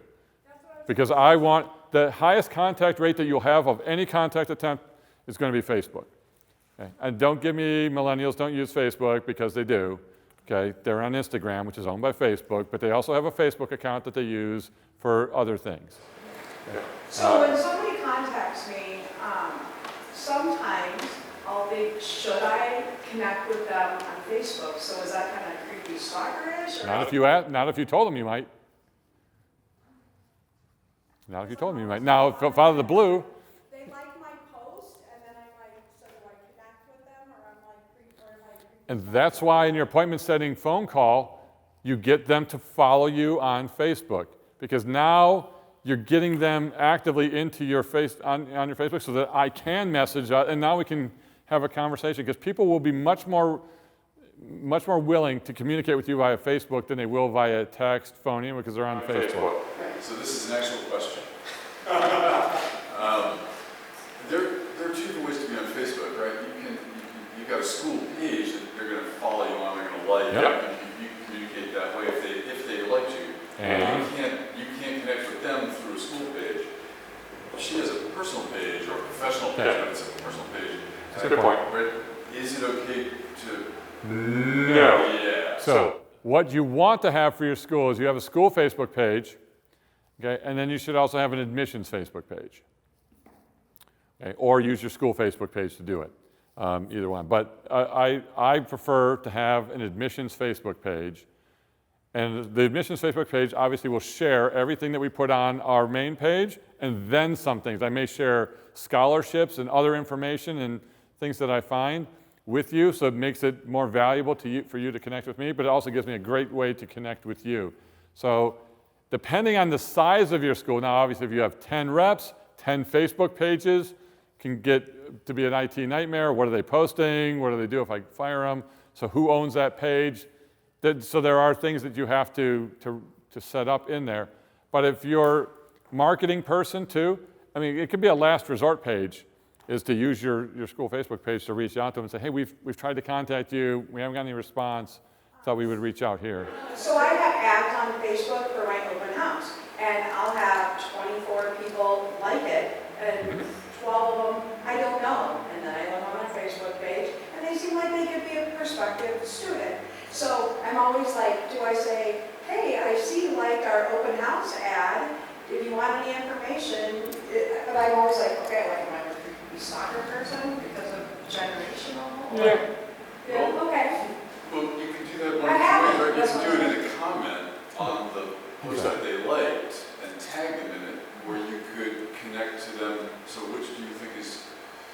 Yeah. Try to at least get if they're an initial lead, if they're coming into you via Facebook, they're kind of giving you the opportunity to contact them back, unless they're just liking something. The other thing you can do is that there are several companies out there that if you that you can actually get all of their personal information as long as you have their name and phone number, and it is legal, but it is legal, so I'm not giving you anything that's illegal, but as long as you know a name and an email, or a name, pretty much name and email, I can give you everything about you. I can tell you how many emails you have. I can get all your social media. I know your address, your previous address, and I know your credit score, because you gave all this information up.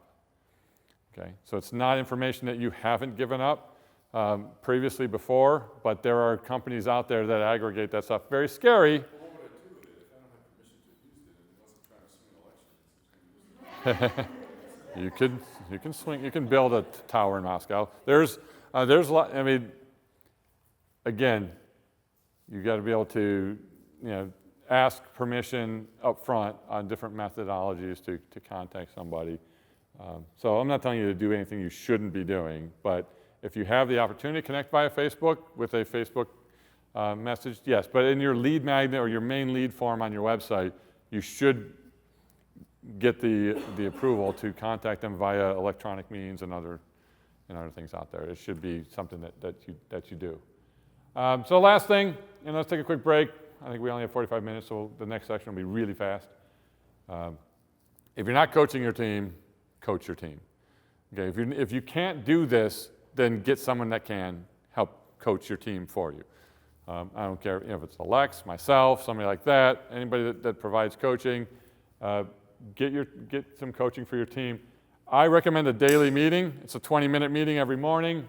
We talk about numbers. Now, obviously, if you're the owner and the admissions person, you can have a meeting with yourself. But if you do have an admissions person, I'm always spending 10 minutes a day just role-playing with my admissions person. If I can't do daily, then maybe I can handle it in a weekly meeting.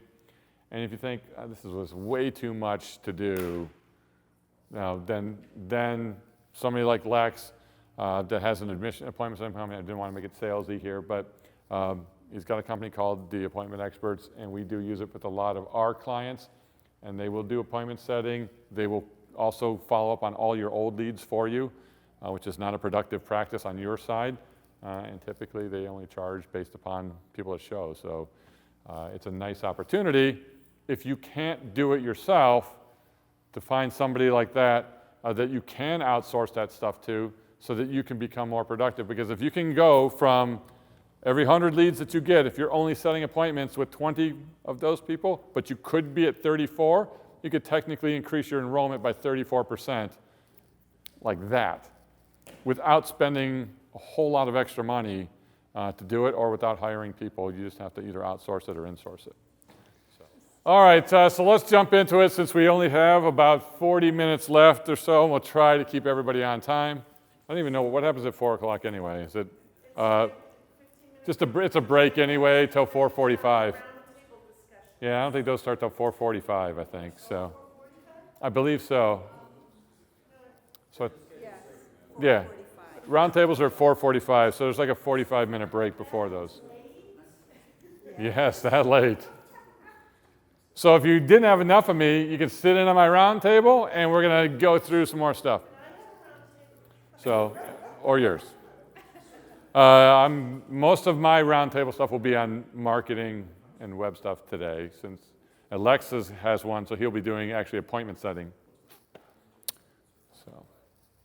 All right, so let's jump through the career planning session. So now we did all of the hard work to set appointments, and hopefully they showed. And now let's walk through the next phase here, which is the career planning session, as I call it, which is getting those people to come in and hopefully now take the next step to enroll or start at your school.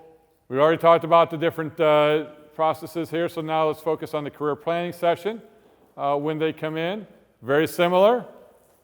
Get a process layout, put a script together, put a great tour together, follow up on your processes, have objection handling process completely in place again, and then Also make sure you've got a really good referral program in place during this career planning session. So these are kind of the keys for organizing a career planning session. It's not all about the tour, but a lot of it will be.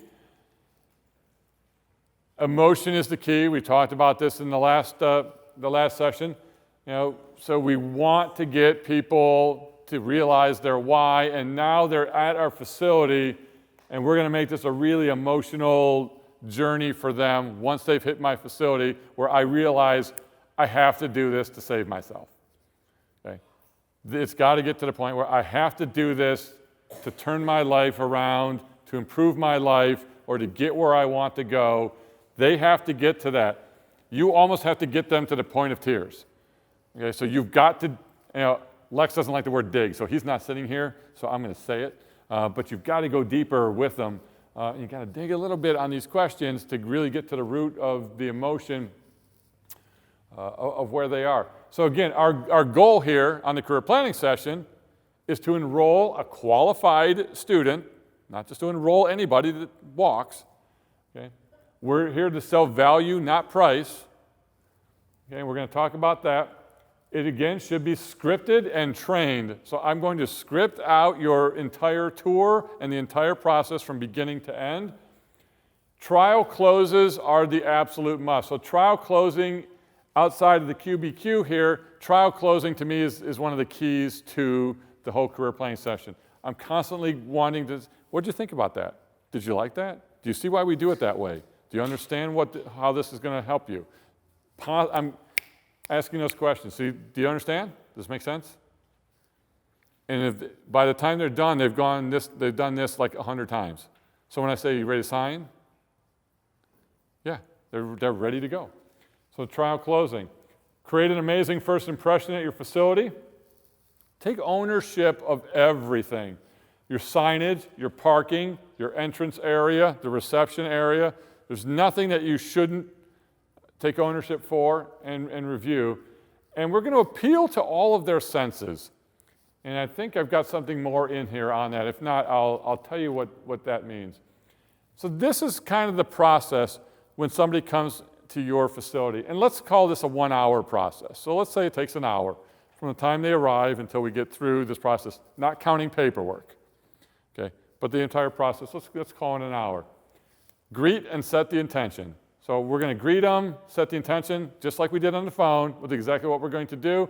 That takes 5% of the time. 60 minutes, 5%, 3 minutes. Okay, that's it. There's no time for chit-chat. How's the weather? How about those Bucks? How about those Indians? How about the Green Bay Packers? Whatever it might be. Okay. We're not here to chit-chat. I'm an expert. I'm going to help you explore your possibility.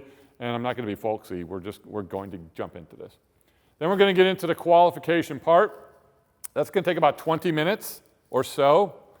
And we're going to determine their current situation, their goals, their motivations, their needs, using maybe a discovery questionnaire or a questionnaire maybe that you have of what questions we're going to ask. And then obviously we want to follow up with the QBQ and go deeper and explore past that surface answer.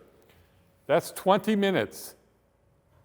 I'm going to guess most of you don't do 20 minutes of, it's not an interview, it's a discovery qualification, but this is where I've got to get them emotional. We'll talk about this. Then presentation.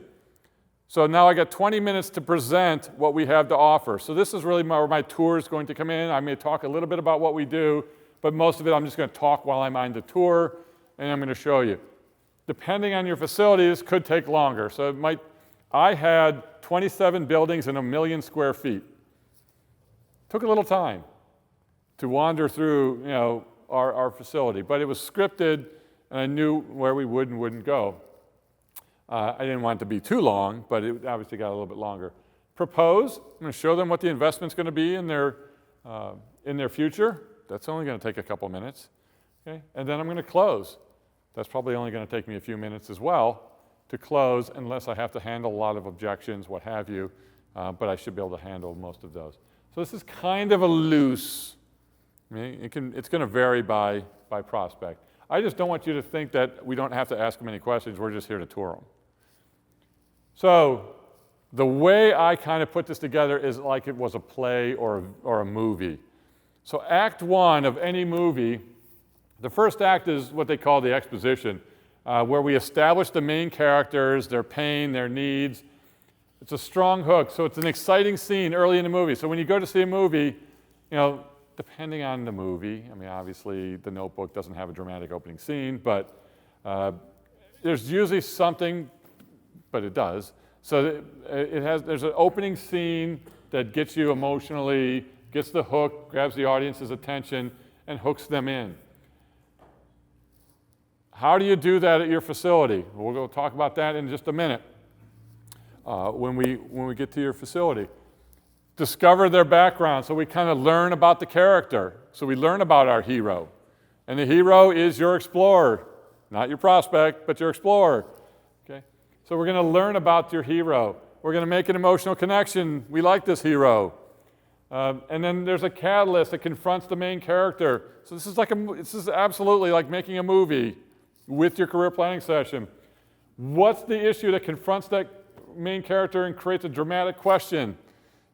This is where, what is it that's holding them back, or what is it that they want to do?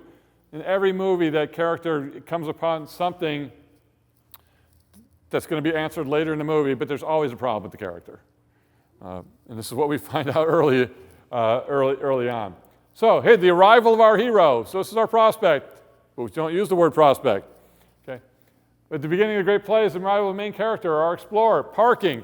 Is your parking easy to get to? And is it marked visitors?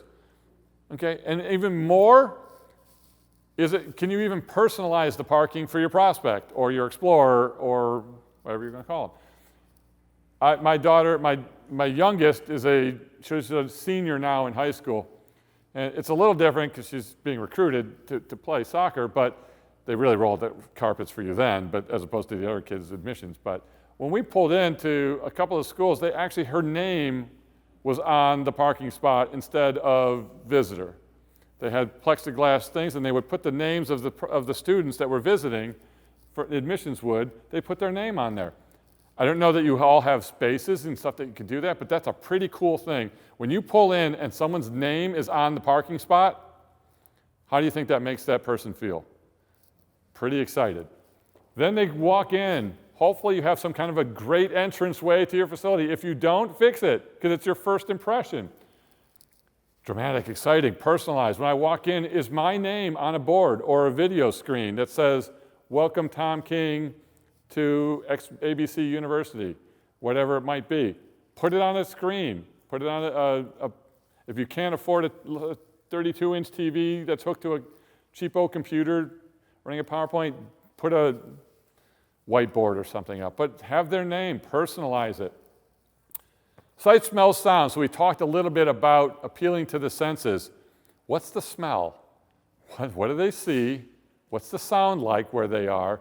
All of those things start to create an emotional attachment to what they want to do. Do you let your staff eat at their desk? Good, I love it. So excited to go there. I wouldn't let them eat either. Don't let them eat at their desk. When you bring a prospect in, do we want them to smell yesterday's Chinese food or fish or tuna fish or some other horrific smell? We've actually found that certain smells, and you know this because you guys are in an industry where scent is a big part of what you do. Okay? We know cinnamon is a smell that gets people to buy. Lavender's another one. Okay? So if you can, buy the little air freshener thing of cinnamon or lavender and stick it in the admissions area. Okay? But then so that's a warm scent. And then you guys know that there are, cold scents too that can turn people off. So there are certain scents that make people, so I want it to smell right. I want it to smell good in there, especially for a massage therapy school. The last thing they want to smell is yesterday's tuna fish. And then having social proof in your lobby. So if you walk in and there's any kind of a lobby or an area where this prospect is going to sit, even for a minute, What kind of social proof, what are they seeing? Let me ask this question. When somebody comes to your school, what's the first thing that the front desk person tells this person to do or has them do? Fill out a form. How many people here have somebody fill out a form when they come to their school? A little lobby form or whatever. Okay. Name me 2 other places that you typically go where you have to fill out a form when you get there. Dentist office. Doctor's office, same kind of thing. One more. DMV. Police station. Okay. Stop having them fill out a form in your lobby. Okay. Number one, why do you need that? So that you can ask them the same questions in person that you just made them fill out for 15 minutes? Okay. So you can get their address? I'm not going to get that later. Okay. The most dangerous place in your school for someone who has yet to enroll is your lobby. Bad things happen in your lobby. Okay? Right? Nothing good typically happens in the lobby. People don't come through the lobby, hey, we're having a great day. People come through, don't go here. People come through, I just got fired. I just got terminated. I'm having a bad day. People run out of their school crying. Not because something bad at the school happened, because something personal, but the Explorer doesn't know that. Why have 3 people run out of the school crying in the last 15 minutes while I was sitting here filling out a doctor's office form? Okay? Get them out of your lobby as fast as humanly possible, and don't make them fill out paperwork, because again, we're going back to how do we make them feel. Don't have them fill out the form. I can get that information in my qualification process. I'll ask you the questions. We'll build a good rapport. Why do I need that? Okay. And if you can sell me on exactly why you need that information right then and there and why it's important for them to spend 10 to 15 minutes filling this out, I want them to spend 2 to 3 minutes before somebody comes and gets them. And all I want them seeing, because if I'm filling out a form, I'm not seeing the cool stuff on your wall. And the stuff on your wall should not be any Ansel Adams paintings. Okay? Should not be your accreditation certificates. Should not be your licenses. That is not inspiring. You're proud of them, so this is all about who? You, because you think my license to operate and my occupancy permit are pretty cool. Yes, you have to have some of those things displayed in certain areas. Okay, but not right in the middle of the wall. I want them looking at success stories. I want them looking at positive reviews. I want them looking at graduates that have come out of here. I want them looking at employers that have said, we hire only from this school because they have the greatest program on the face of the earth. That's what I want my prospect looking at when they're sitting there. Explorer, not prospect, but this is what I want them looking at. I want them to see this positive stuff. I don't want them looking at, oh, they're licensed by ACCSC, they're licensed by whomever, they're approved. Don't you think they think you're approved? They're probably assuming you're approved to have a course or a school that's open and that the occupancy permit's probably current. So stop doing that, okay? It's an experience. When you go to Disney World, what's the first thing you get to when you walk into Disney? See the castle in the background, someone takes a picture of you, you're on Main Street, USA, characters are all there. This is great stuff, I'm excited. Okay, I'm getting even more interested. Look at the castle, it's pretty cool. Oh, here's Mickey, wants to take a picture and charge me $50, I'll pay it. Okay, take pictures of them. All right, so greet, set the agenda and the intention. And we're gonna rocket through this stuff just to keep on time. My intention, hey, the reason we're here today is to, whatever. Find out more about you, let you find out about us, and then here's what we're going to do. I'll give you my little elevator pitch. Here's what we believe. We believe that every student should pursue a career in a field that they're absolutely passionate about. We believe in whatever, and here's how we do it differently. And by the way, here's what we're going to do today. We're going to talk a little bit so I can better find out about you, so I can find out what will how to best help you. I'm going to talk to you a little bit about what we do, answer all of your questions. We're going to tour the facility. You may have a chance to meet with some staff or instructors. Whatever it is that you do, I'm giving them the agenda because they don't know what they're going to do there. That's why we email the agenda ahead of time, because they don't want to go to a strange place to do something they don't even know what they're going to be doing. What am I going to be doing there?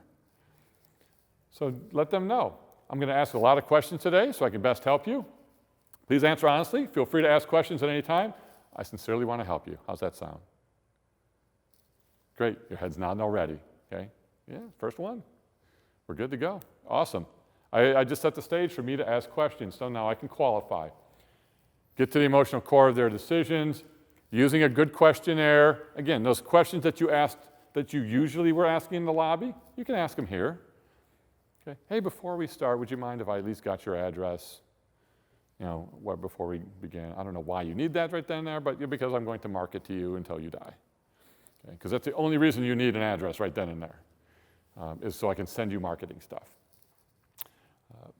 Do you need their social security number right away? No, so don't ask for that.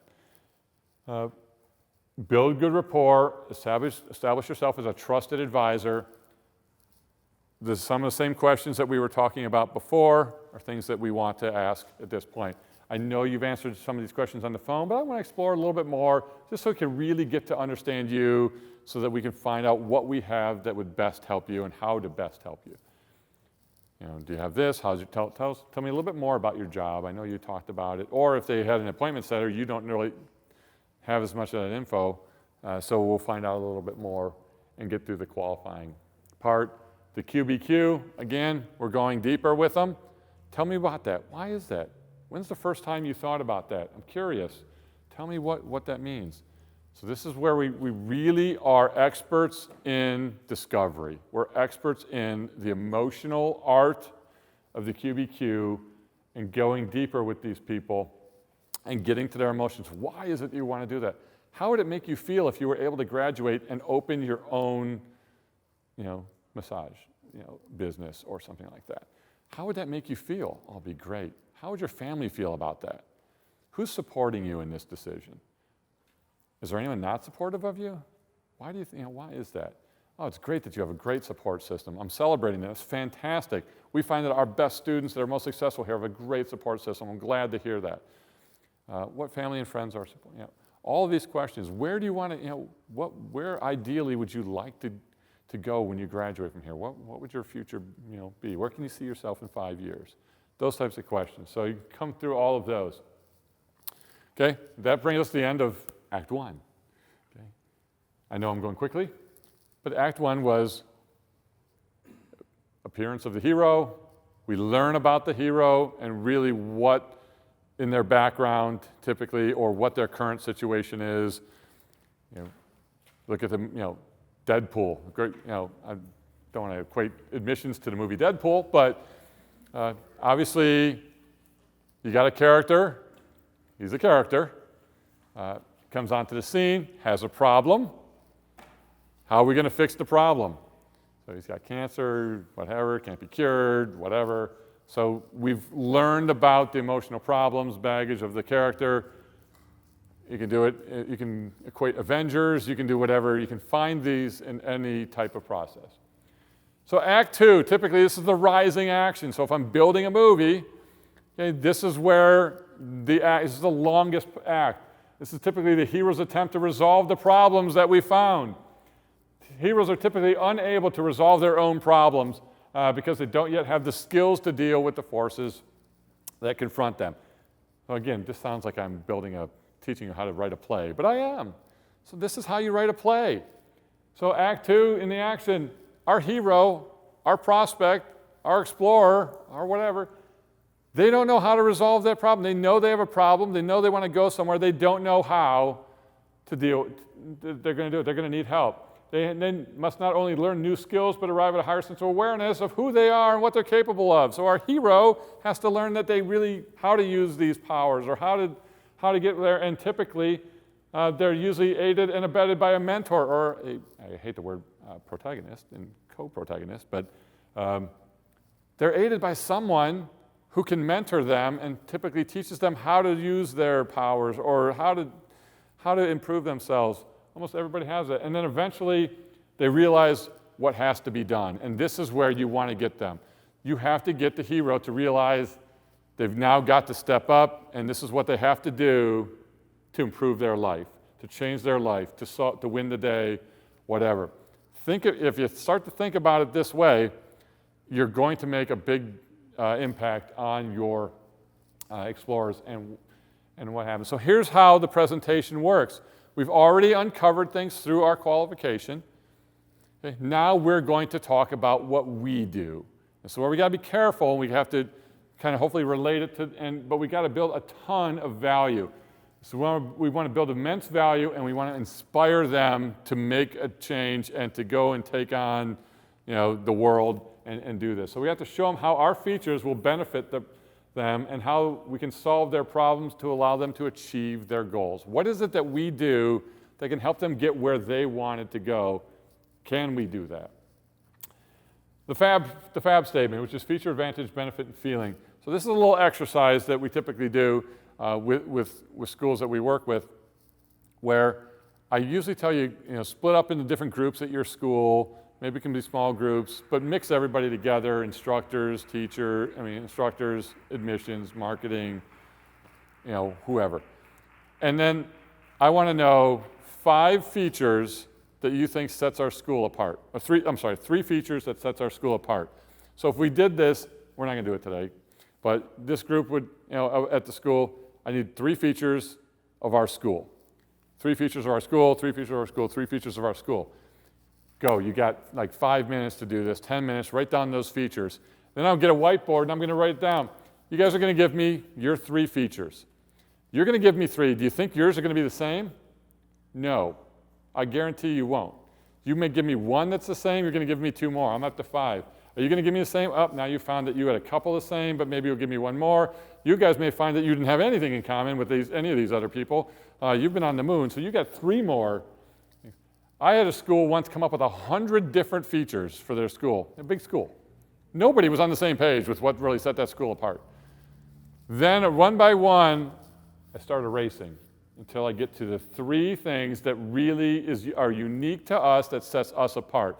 Then we'll come up with the advantage of that feature, the benefit of that feature, and then how does that make somebody feel when they come here? And now I can write my website, I can write my all of my marketing, and then I'm going to go back and we're going to do it again, but we're going to go by program now.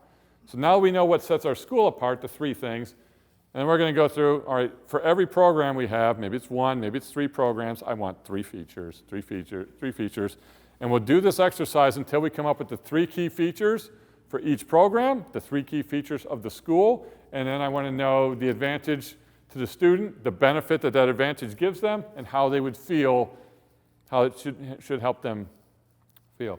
It's a completely different exercise. We won't run through it today. This is an eye-opening. It's also a really good in-service day training for your school. So if you want to do something on an in-service day, come up with this.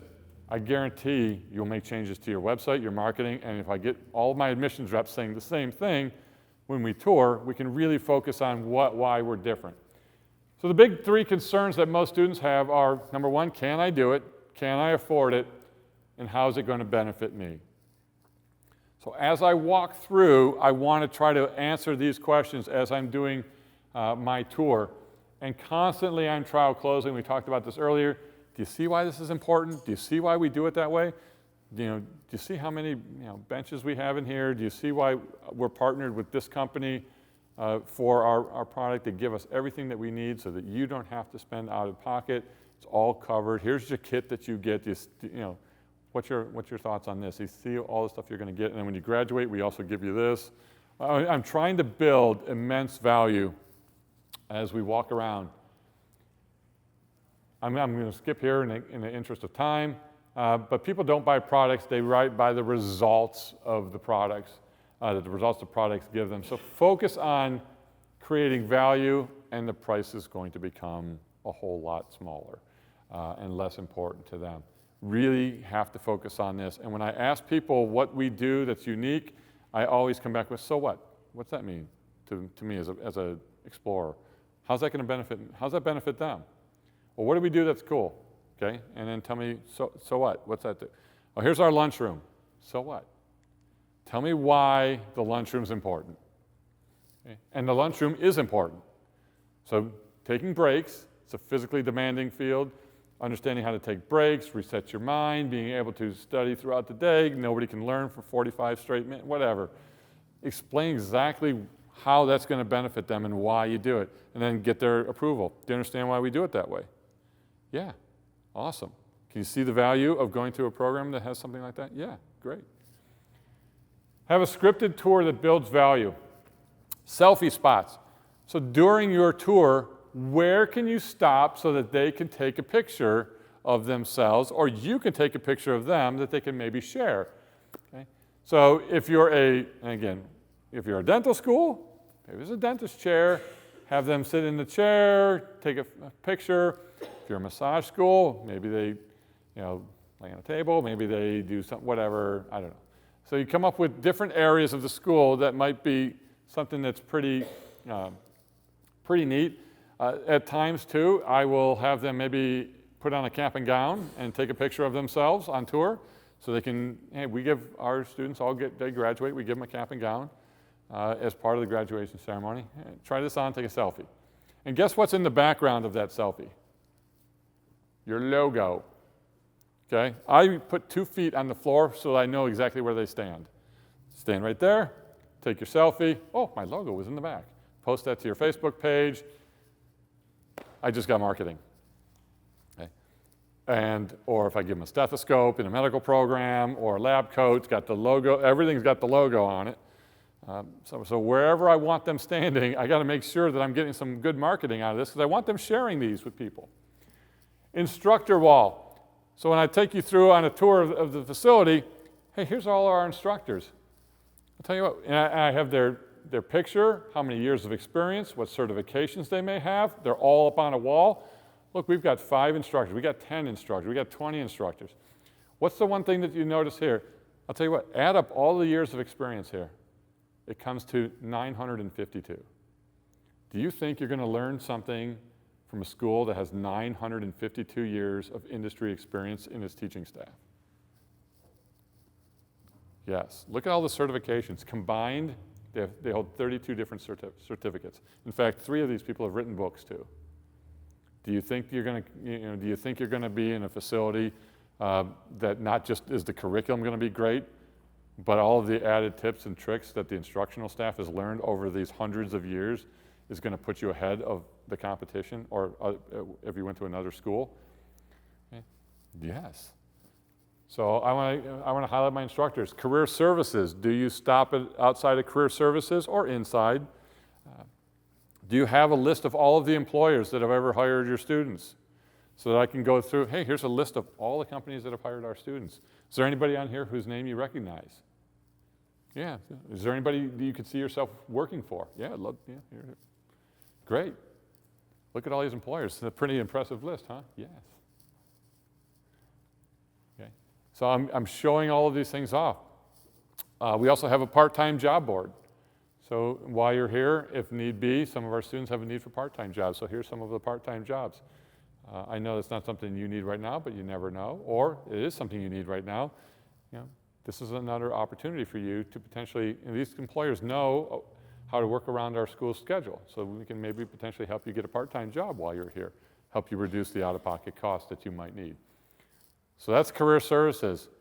Where can we go? What jobs are available now, or what career opportunities are available now? Where would you like to go? Your labs, or your there showing them each lab, talking about the lab, what do we have in the lab, but it's got to answer, so what? It can't be, oh, look, here's our lab, look at all these tables we have. So what? You know what? We have enough tables so that there's 2 students to every table, so that one can be the student and one can practice being the massage therapist, whatever it might be, so that everybody has a role and we don't have a lot of people standing around waiting for something to open up. You got to tell them why. Why is that important that we have here? And again, questions. Can you picture yourself learning in this environment? It's constantly asking these questions. Do you see how training will benefit and put you ahead of others? And then when I'm about done with the tour, what stood out for you? What really stood out for you about this tour or about our facility? By now they're like, yeah. So answer, so what? Make it a great tour. Show them everything, and nothing is too small to be ignored. So cleanliness, the break room. When I go to, I don't do a lot of on-sites anymore. But I do go to some schools on site. Technology is a great thing that I can work by, go to meetings. But if I come on and I do a tour of your school, the first thing I'm going to do is if you have anything taped up on a wall, I'm going to have a fit. Okay? If it's important enough to stick on the wall, it should be in a frame. Don't stick, don't use on a microwave. Okay? Take the microwave, put it away somewhere, but don't stick, don't use this. Or hey, this bathroom is for staff only, and you tape something on there. Or wet paint, or I mean, if wet paint's a little exception, but anything that's taped to a wall, it looks crappy. Okay? If it's important enough to stick on a wall, you better have it in a plexiglass or plastic frame. Okay? Otherwise, you're not presenting the best you can. It's got to be clean. Everything's perfect. You have a career services board, and all the edges of the paper and the card paper, the colored paper underneath is torn and ripped.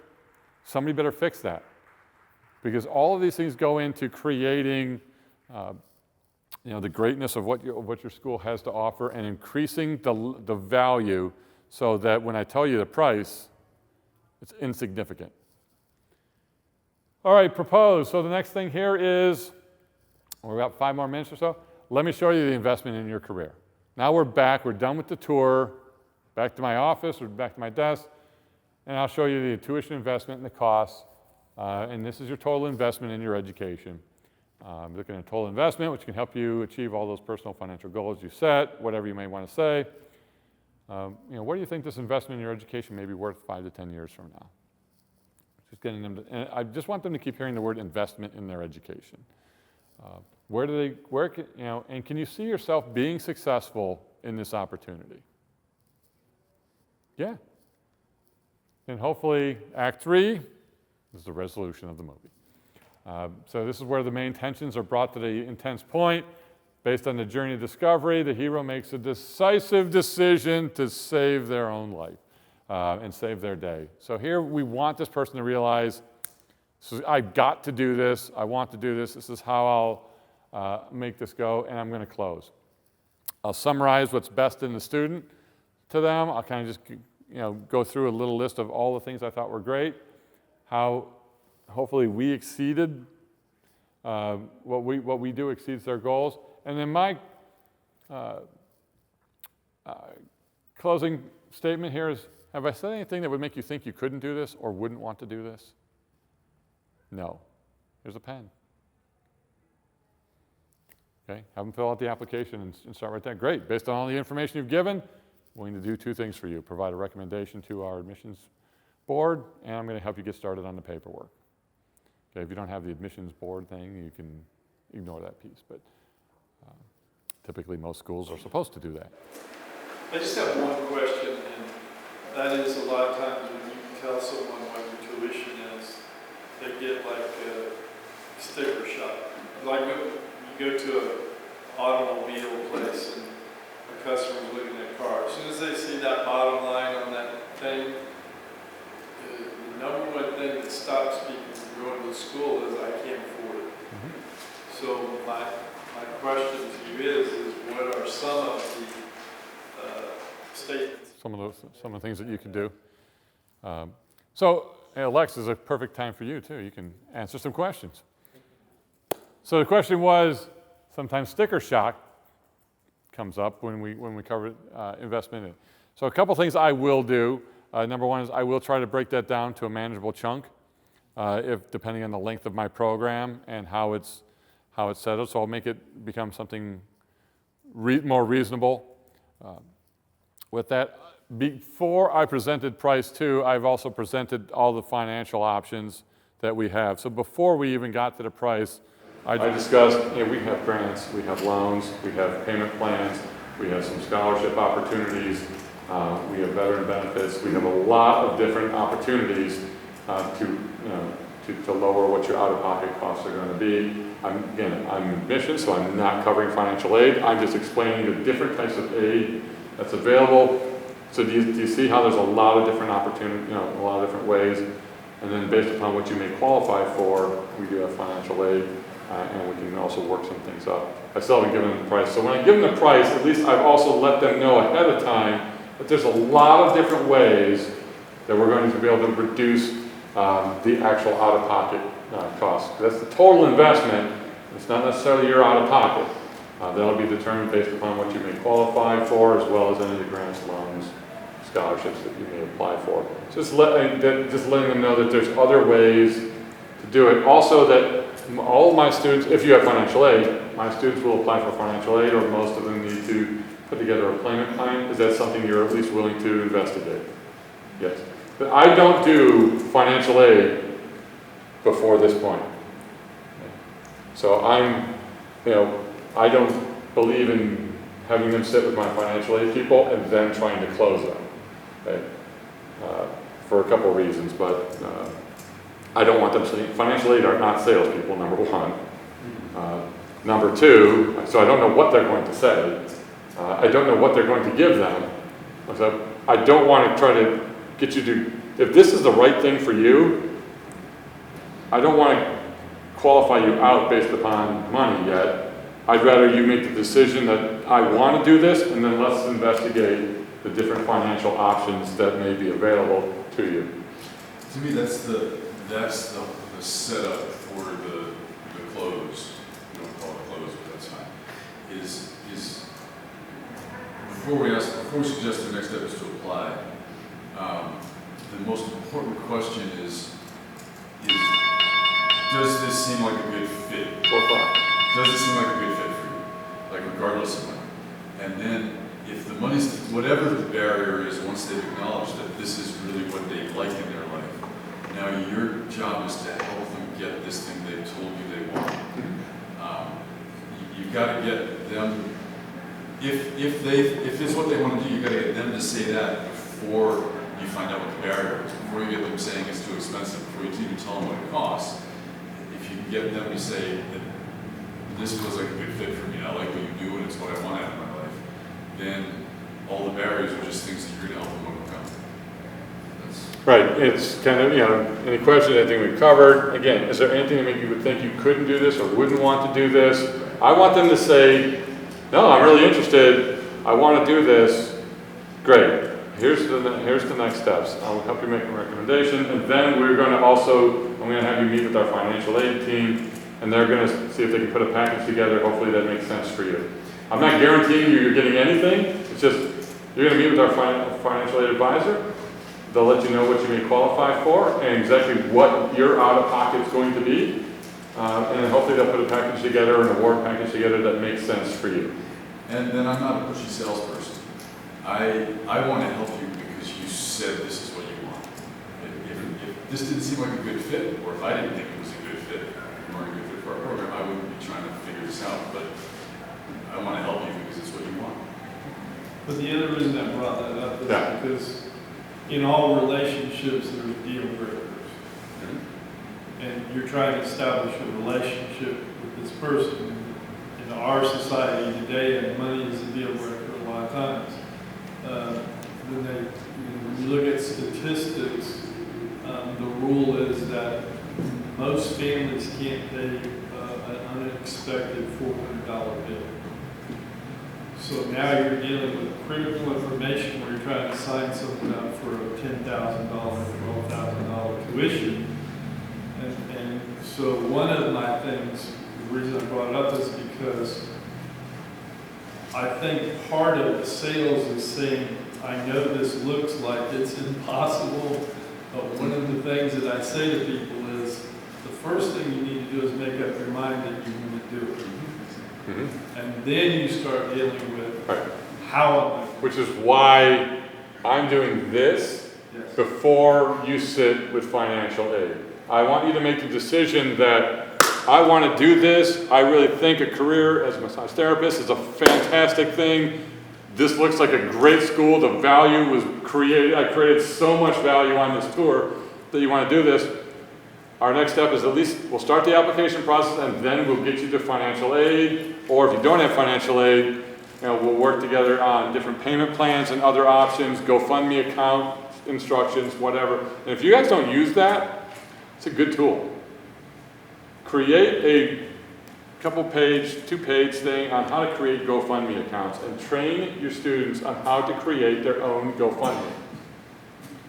And if they can earn themselves a couple grand and it covers the gaps or helps them out there, they can do that. So they can go, there's a couple different places online that they can go to do that, but you can actually train them a little bit, give them a little advice on actually how to create a GoFundMe account, where maybe in their neighborhood, we teach them how to kind of gather some information. Maybe it's just their grandparents and parents that helps kick in. But that's the world we live in nowadays, where that stuff's a possibility that, you know, online.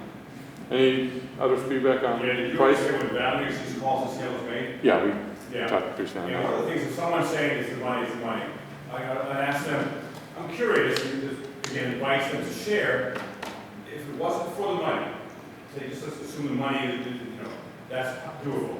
Is there anything else that will prevent you from moving forward? Because again, let's really clearly identify that. And if it is the money, again, what Tom's been saying is perfect. Then you bridge to the financial aid, and we'll see what they can work out. And, but if there's something else, then you can perhaps identify that as well. Time, if you've been in school a long time, you don't know if they're going to do a good job, and you may not get a job, whatever it may be. But usually I'm curious as you're into receiving more information, it's super helpful. But yeah, I take the financial aid piece out of them. I don't want them sitting with my finance people. Even if I love my financial aid people, I still don't want them talking to them until they've made a commitment to do this. And what I look for in a student, because I said at the beginning, I'm looking for a qualified student. So I'm looking for somebody who's going to start and graduate and be successful in this program. Okay, and that's not everybody. It's only a portion, it's 70% of the people I talk to might be a good qualified fit. Or maybe it's 80% and only 70% of those people will want to move forward.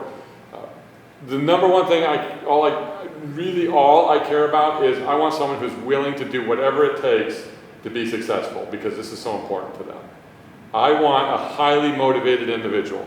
I don't care what their background is. I don't care how much money they have. I don't care what their high school attendance or grades were. I don't care about any of that stuff. I want them to convince me that they want to do this so badly that they're willing to do anything they can to get through this program. When you find those people that are willing to run through the wall, okay, it's not everybody, but it should be the majority of your students that are willing to do those things and at least explore the different options that we have for finding. Okay, go run down the street and rob a bank. I don't care how you get the money. Okay, but they're willing to do.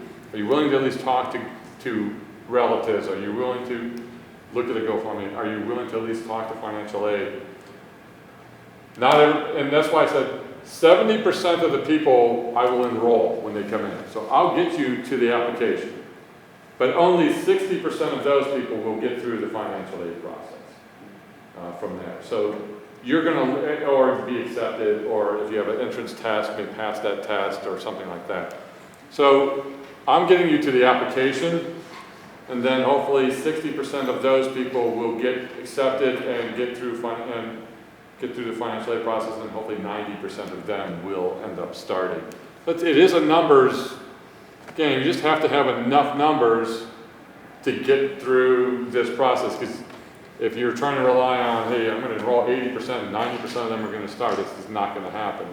I have to have enough of my pipeline and appointment setting that I don't have to push, and I don't have to be panicky.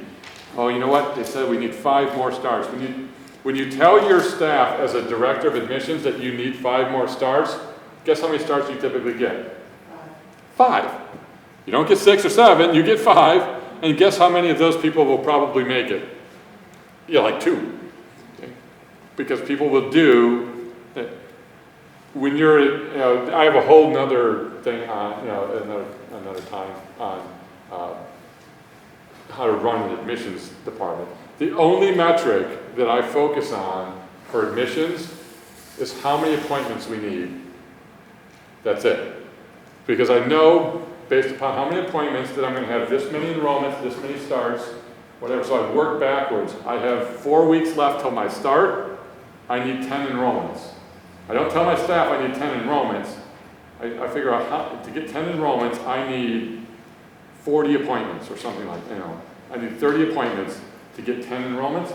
and I have 4 weeks left. So 30 divided by 4, okay, I need 7 roughly appointments a week. That's our goal. So when we have our weekly meeting, our goal next week is we've got to get to 30 appointments next week, or we've got to get to 7 appointments next week. That's our goal. If we only got 6, the following week we're going to have to get 8. That's how I adjust my starts plan with my team, is only based on appointment shows. We have to get, or it's either appointment shows or appointment sets.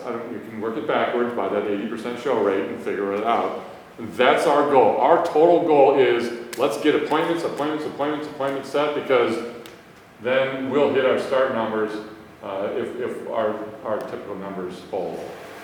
We find our typical numbers don't always hold, though. An admissions guide might drop down in their apply to enroll rate or their enroll to start rate.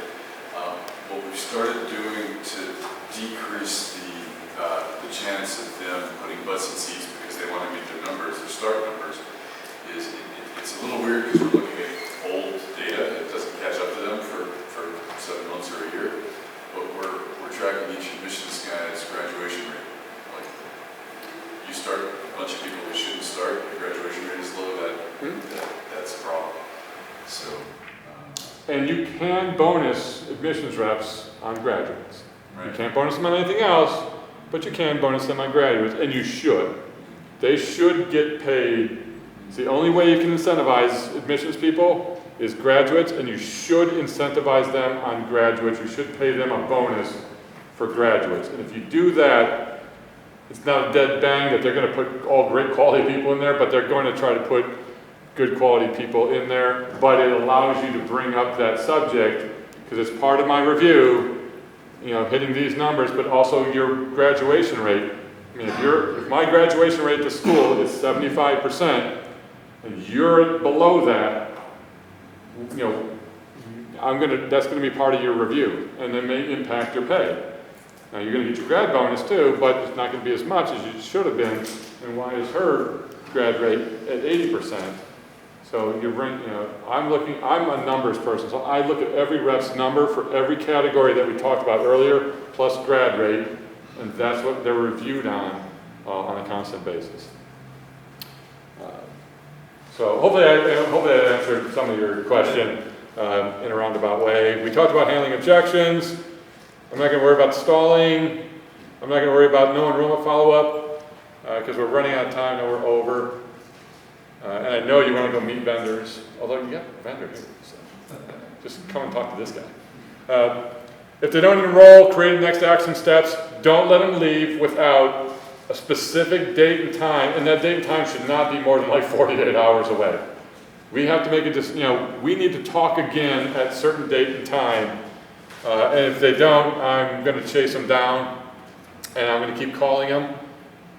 You'll see this in the presentation. So if they do enroll, I'm following up on them after they enroll. One of the things that's overlooked by many schools is what I call enrollment nurturing. So we have lead nurturing, but we don't do any enrollment nurturing. If somebody enrolls, but they don't start for weeks, months, you have to keep in touch with them with a great marketing campaign. It's not like I'm going to call them every week and have that be great. I got to keep sending them, like I talked about, in the meantime, emails. I think that's in here. And don't give up on your dream, and all kinds of information in here. I got to keep them focused. And the other thing too is don't be afraid to enroll people for a start that's 6 months away. Okay? Oh, we got to hit the next start. We got to hit the next start. They can't all hit the next start. If your admissions rep want a perfect person, you're losing a ton of enrollments, okay, by trying to shoehorn everybody into the next start. Don't force them into a start that they have to get mentally ready to start, number one. So if it's less than 2 weeks away, I wouldn't put them in there if it was me. I wouldn't let my people, they're not allowed to fill starts when we're 2 weeks out. They were not allowed. They had to convince me as to why that should happen, because can I get the FAFSA, can I get their stuff done in time? Can I order supplies? Are they going to start? Are they going to flake out on me? And then have they mentally prepared to actually become a student yet? Have they got child care arrangements made? All of these things that they have to do takes time. It's okay to put people in the class that doesn't start for 5, 6 months. I had a school this week, and I know we got to get running. I had a school this week, 3-year waiting list. It's down to 10 months and they're freaking out. It's a gunsmith school in Pennsylvania here. So how about that? But they were at a 3-year waiting list. They're down to like a 10-month waiting list. Who wouldn't love that? But they're enrolling people way out into the future. 3 years into the future. But they got them all on paper. They got enrollment. Some of those people are going to flake out. Things are going to happen. They're not going to start. But I'm not letting them leave. If I can get them, oh, she's pregnant, she can't start. You know what? She's going to need a job at some point to help that child. So this would be a great career where she is going to have flexible hours, and massage therapy might be a fantastic career for her. Okay? Well, she can't enroll right away, so I didn't enroll her. You could have enrolled her for 6 months down the road after she had a baby, and she could start. I mean, there's no reason to turn them away just because they don't fit your perfect profile for starting today. So last thing, coach your team. If you're not doing it, let us help you, but coach your team on their skills, what they should be doing. I'm not going to go into the lumberjack story here, but if you've ever read Covey's 7 Habits, the 7th habit is sharpen the saw. There's a great story involved with that. You can figure it out. If you're not training people, you've got to have good training content. You've got to repeat it. Practice role play. Hold your people accountable, because training is no good without accountability.